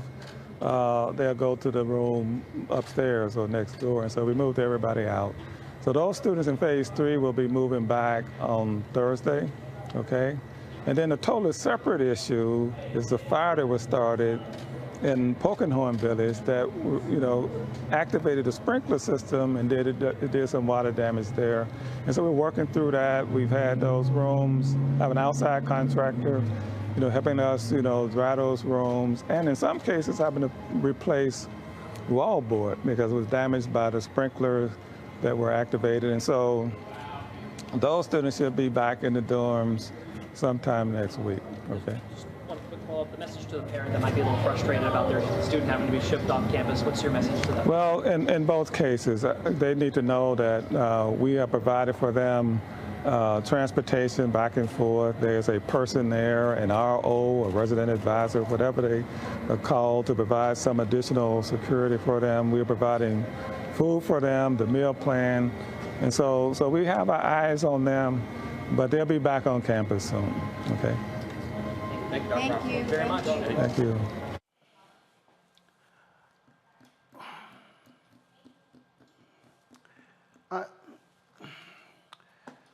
The head coach of the Florida A&M football team talked to a local reporter, and he offered his support for his players. Watch this. I'm proud of the young men, for being able to advocate for themselves. Obviously, there are things that they feel aren't contributing to their first-class experience that we talk about here at Florida A&M. And so to address that is what I think they should do. And as a head coach, it's my job to support them. And they're not alone. There are other students that are coming out and other sports. And so I think the letter is getting more signatures as we speak. But again, it's not an attack on the university. It's not an attack on any individual. It's just like any other national, protest or whatever. These young men are bringing awareness to things that are affecting them, right, at the end of the day. And we have to be sympathetic to that because they are the product. Without the kids, none of us are here. And so, it's important that we hear from them, that we address these needs and concerns. If there are areas that we need to improve upon, let's put our collective heads together and improve them. Because again, we want the best and the brightest to continue to come to Florida A&M like they have for over 140 years. And for us to continue to do that, we have to make sure that every student athletes included, has that first-class experience that we talk about in our school motto. I think they just want to have a chance to continue to get their voices heard, right? And, a lot of times they feel ostracized, they feel like they've been silenced. And so this is an opportunity for them to voice those concerns and get some answers, right? And so I'm proud of them for taking the meeting.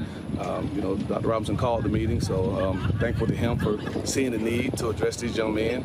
And I think collectively we can be the FAMU that we all aspire to be. We're doing a ton of phenomenal things here at this university. Again, I continue to echo the message that we don't have a football team or a sports program full of bad students, right? We have a couple of individuals that didn't get it done in the classroom, but for the most part, the guys on this football team have taken care of their business in the classroom. And so again, I don't want that to be what people think about these guys. They bleed, they sweat, they cry for this program, for this university, and I think it's only fair that we support them the way that they need to be. All right, so Larry, Michael, and Jason, I gotta bring y'all in here.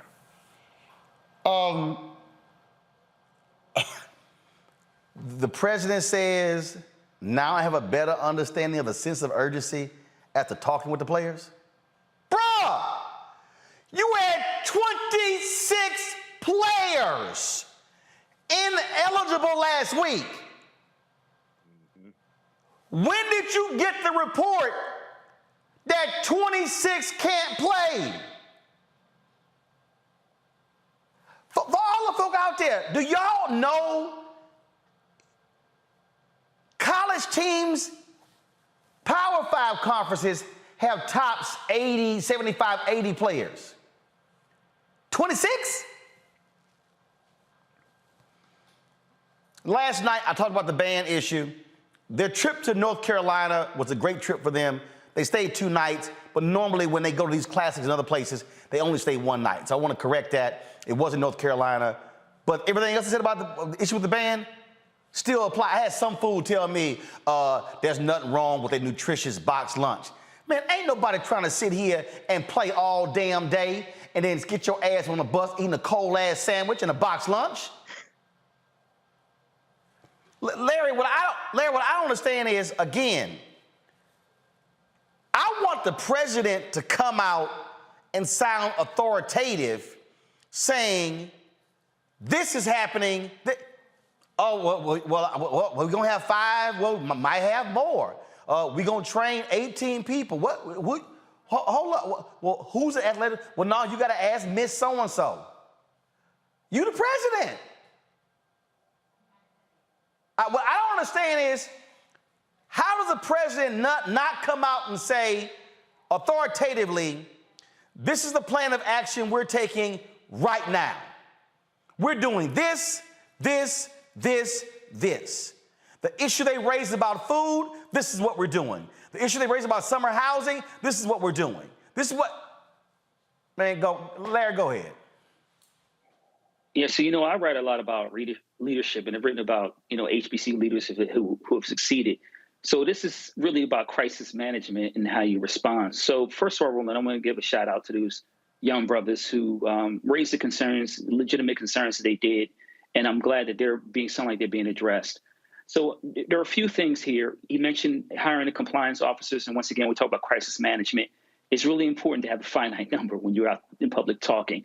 And so that's really critical. The other thing I want to talk about, Roland, is the president has a trustees meeting this week. And he's really going to have to make it clear about what the plan is.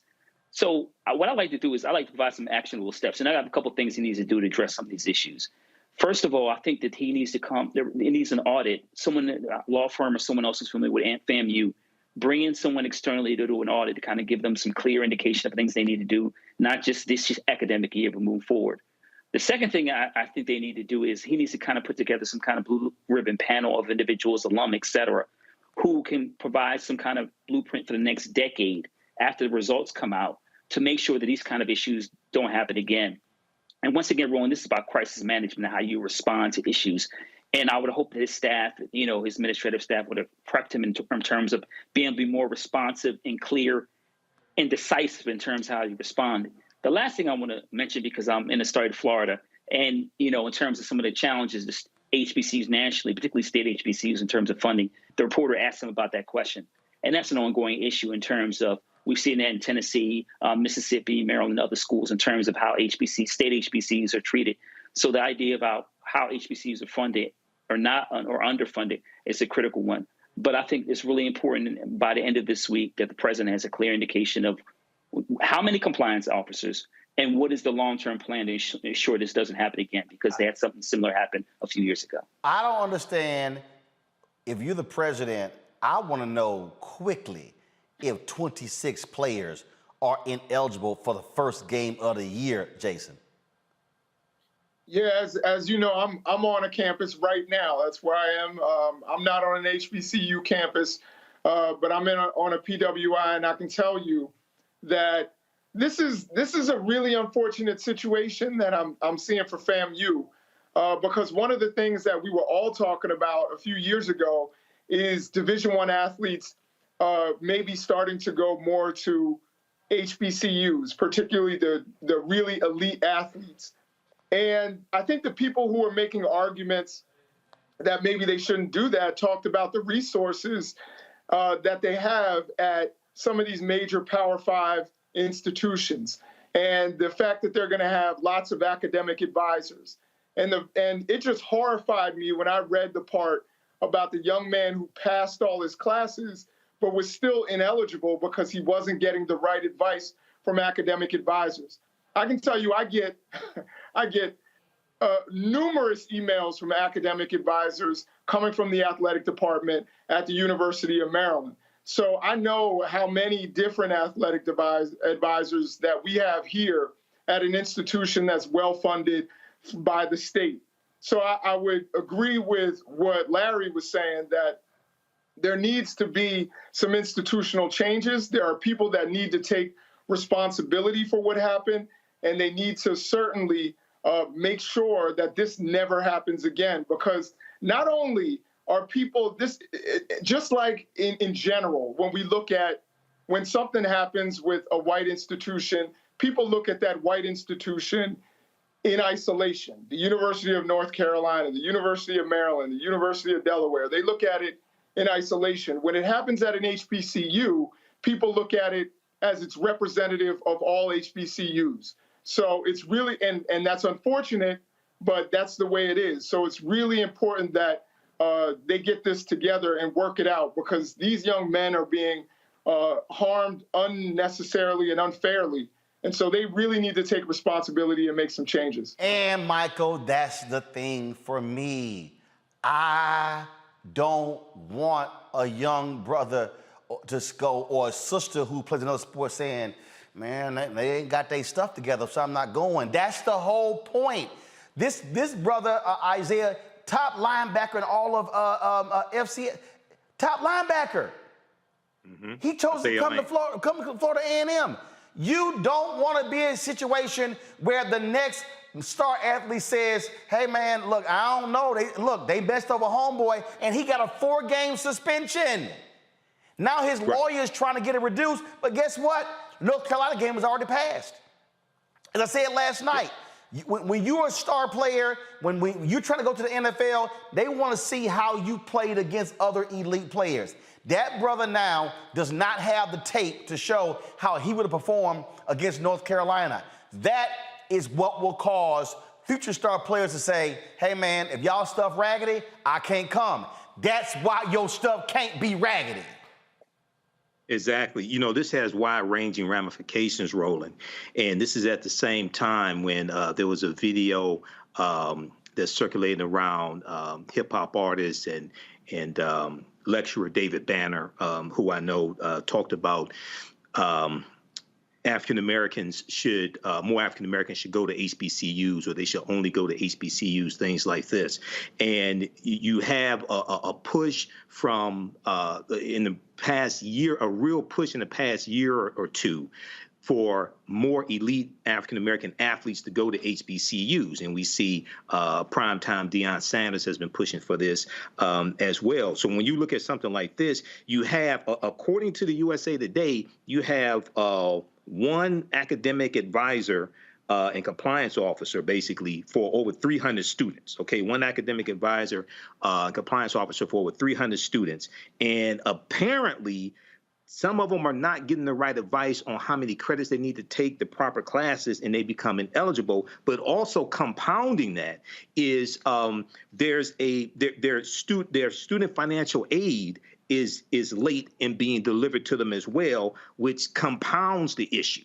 Okay, so you may not be able to play, and then at the same time, your student financial aid is late, and this is being put into the media as well. So when you are the president of an organization like this, the buck stops with you, and you have to, when you come before the media, you have to come with clear-cut answers, explanations, and solutions.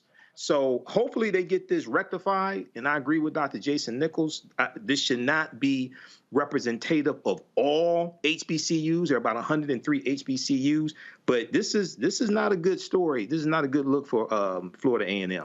It's not, and the bottom line is you get the stuff taken care of so you don't have any of those future problems. All right, folks, real quick here, North Carolina town has voted to fire its first black city manager a month after its entire police department resigned by a vote of 3-2. The Kinley Council voted during a special session to terminate Justine Jones' contract. The decision comes about a month after Kinley's entire police force resigned over claims Jones created a difficult work environment. After meeting in the closed session about 2 hours, Mayor Toohey Hales told a local station the investigation into the claims of a toxic work environment did not significantly impact the decision to fire Jones. Well, why in the hell is she fired?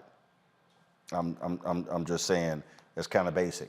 Folks, a former Maryland mayor who died by suicide was accused of using federal funds that were supposed to go to a public charter school during the pandemic for his own personal gain. Kevin Ward became the interim mayor of Hyattsville, Maryland in Prince George's County in January 2021, was elected as the first openly gay and second black mayor during the spring of that year. A civil complaint filed by the U.S. District Court for the District of Columbia says Ward, the senior director of technology for KIPP DC, was responsible for purchasing information technology products like computers, tablets, software after the pandemic shut DC down in March 2020.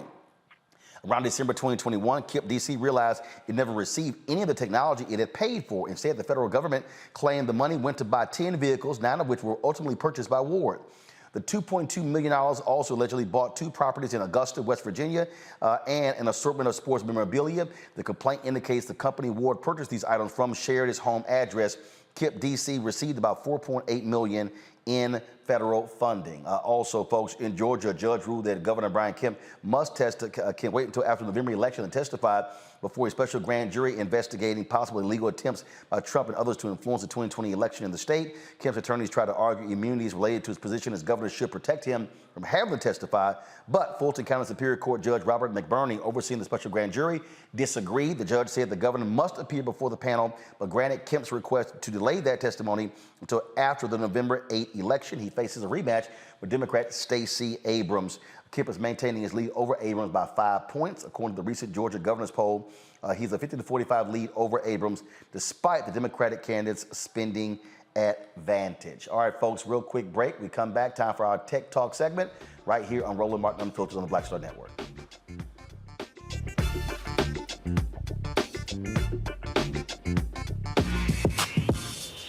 When we invest in ourselves, our glow, our vision, our vibe, we all shine. Together, we are black beyond measure. Hatred on the streets, a horrific scene, a white nationalist rally that descended into deadly violence. White people are losing their damn minds. As an angry pro-Trump mob storms the U.S. Capitol, We're about to see the rise of what I call white minority resistance. We have seen white folks in this country who simply cannot tolerate black folks voting. I think what we're seeing is the inevitable result of violent denial. This is part of American history. Every time that people of color have made progress, whether real or symbolic, there has been what Carol Anderson at Emory University calls white rage as a backlash. This is the rise of the Proud Boys and the Boogaloo Boys. America, there's going to be more of this. Here's all the Proud Boys, guys. This country is getting increasingly racist in its behaviors and its attitudes because of the fear of white people. The fear that they're taking our jobs, they're taking our resources, they're taking our women. This is white fear.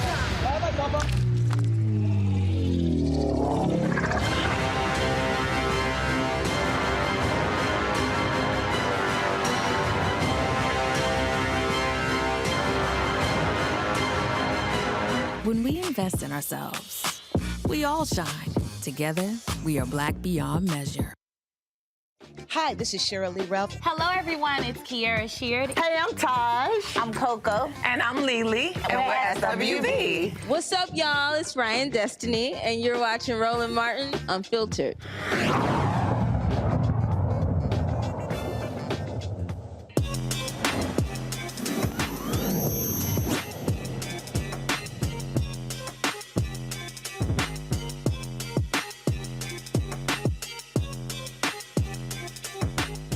All right, folks, welcome back. Let's talk about our Tech Talk segment. Check it out, folks. One man got pulled over, he said, about 3 times a week. We deal with these stories constantly, daily encounters between police and others. And so this brother decided to create the Legal Equalizer app that promotes people to know and understand their rights while interacting with police safely. Joining me now from Atlanta is the founder and CEO of the Legal Equalizer app. Is it MBY, pronounce it correct? MBGY. Okay, so exactly what happened here? Well, the idea for the app actually started after Ferguson with Mike Brown. And so what happened there was I was on my Facebook and I saw my friends I went to college with and the friends I went to high school with having completely different reactions to what happened in that situation. And the whole time I was wondering exactly why nobody had a phone to pull out and record the incident so we wouldn't have this he said, she said crap. And so fast forward that December, I got pulled over 3 times in a week by DeKalb County Police in Atlanta. First time was in my own neighborhood. Officers pulled me over and literally when he saw my ID, he said, "Oh, you live here, you're free to go." And I asked him why he stopped me. He was like, "No, you're free to go." Wouldn't tell me why. Next time I got pulled over, it's the only time a judge has ever apologized to me in court. I had a ticket the officer printed that said I was at a stop sign for 3 seconds and not for 5 seconds. And so when I went to court, the judge dismissed that, apologized. And so the third time I got pulled over was December 12th, 2014. I was heading to work, and at that time I was working at Allstate. Officer gets behind me, and I knew I've been pulled over twice in the previous 9 days by the same department. I'm not speeding, have my insurance, everything is okay. He finally puts his lights on, pulls me over. He tells me I have a warrant for my arrest. I tell him, "No, I do not, sir." And he was like, "Well, you seem shocked." I was like, "I am. I've been pulled over by your same exact department twice, and neither one of those officers mentioned a warrant." So his next story was then maybe the system was down and it wasn't working. And I was like, "Sir, I have a printed ticket from your department here. If the system worked well to print, it should let him know that I had a warrant." And so I probably would have never had an app if he had just been like, "Sit in your car, wait while I go check on this." But instead, he had me get out of my car, wouldn't let me call my mom, wouldn't let me call my job, put me in handcuffs in the back of his car. And instead of him sitting in the car with me calling in the warrant, I noticed he was walking around my car with a flashlight just looking to see if he could find something. And finally, after like 5-10 minutes, he was like, "Oh, it's an invalid warrant, you're free to go." And then my mother and I went and made a complaint the next day. It's the only time I've made a complaint. I've been pulled over probably over 150, 120 times in my life. Only time I've made a complaint. And they said that he did everything and I should do something about it. So when I started the app, it wasn't to create a business or anything. It was literally, I wanted something at that point in time where if I got pulled over, my loved ones knew where I was. And there was a video because I was tired of that narrative at that time of any time a black person got beaten up, it was what did they do? What's their history? How they escalated? So that was the initial impetus for me to even start this idea and get it going. And again, a lot of people just like perfect example, the brother who was watering, the flowers last week, and a cop says, "Give me your name." The brother says, "I was a cop. I don't have to give you my name." He was correct. Alabama law says he did not have to give him name. The cops lied. That brother knew his rights. And so a lot of folks, and again, and people don't understand is, in some states, you do have to give your name. And so people have to understand what the state law is, where they are. So for your app, does it provide that? That is, depending upon where you live, this is what it says, what you must say or do in your state? So what we have in the app right now, we have your Bill of Rights and things there, but for each individual state, we went in, we have laws for like marijuana laws, reckless driving laws, DUI laws, gun laws, and things like that. But is it broken down by state?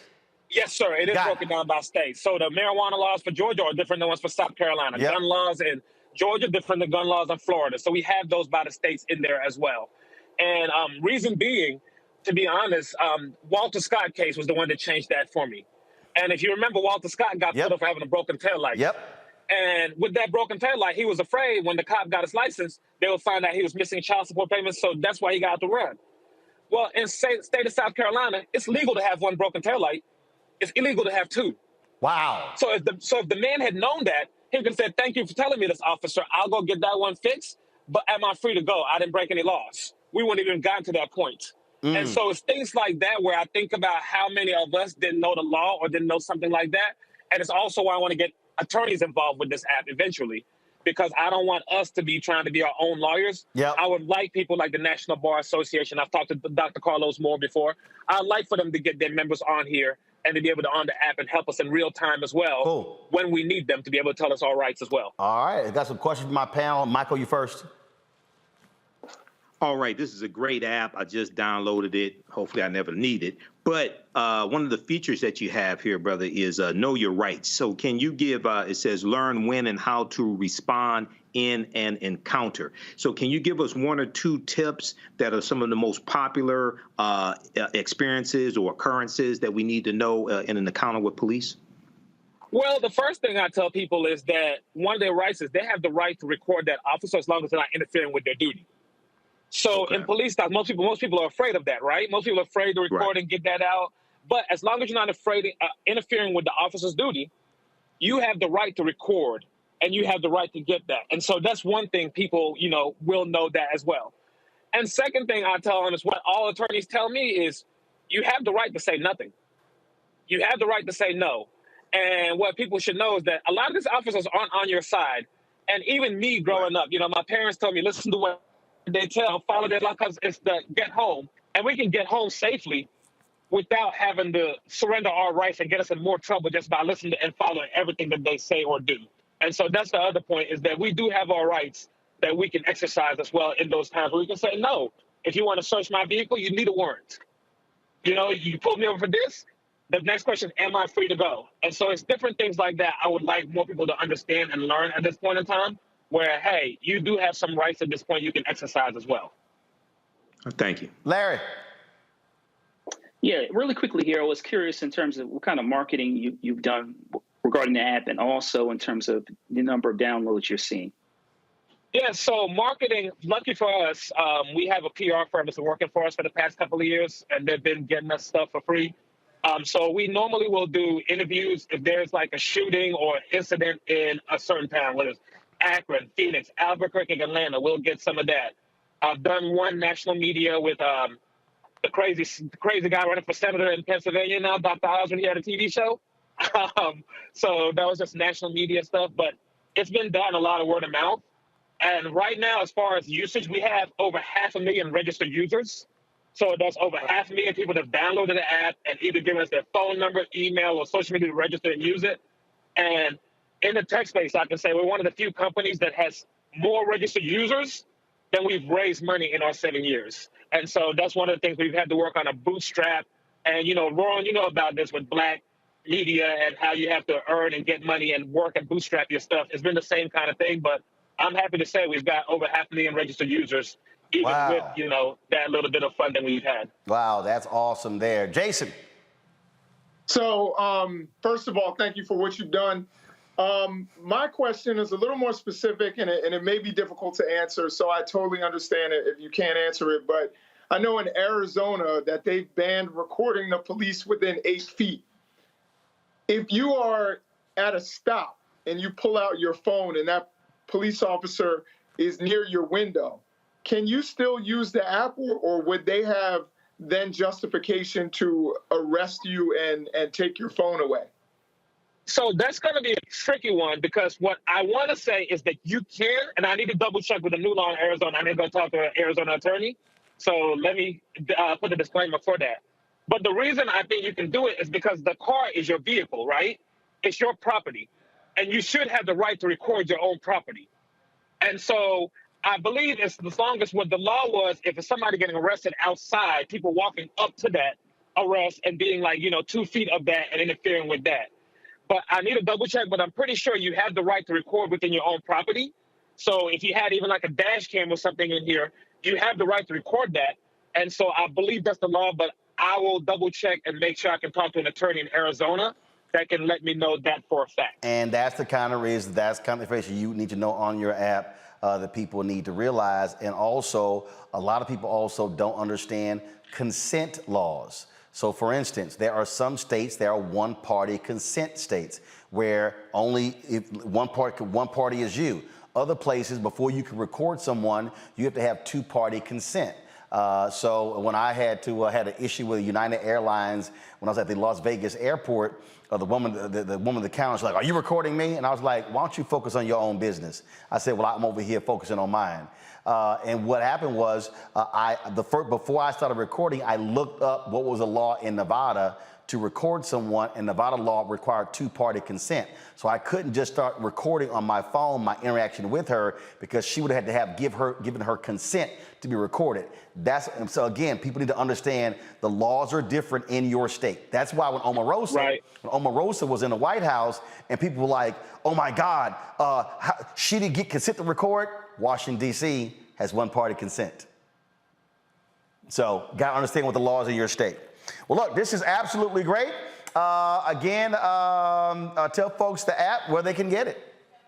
It's Legal Equalizer. It's a completely free app. You can get it on the Apple Store or the Google Play Store.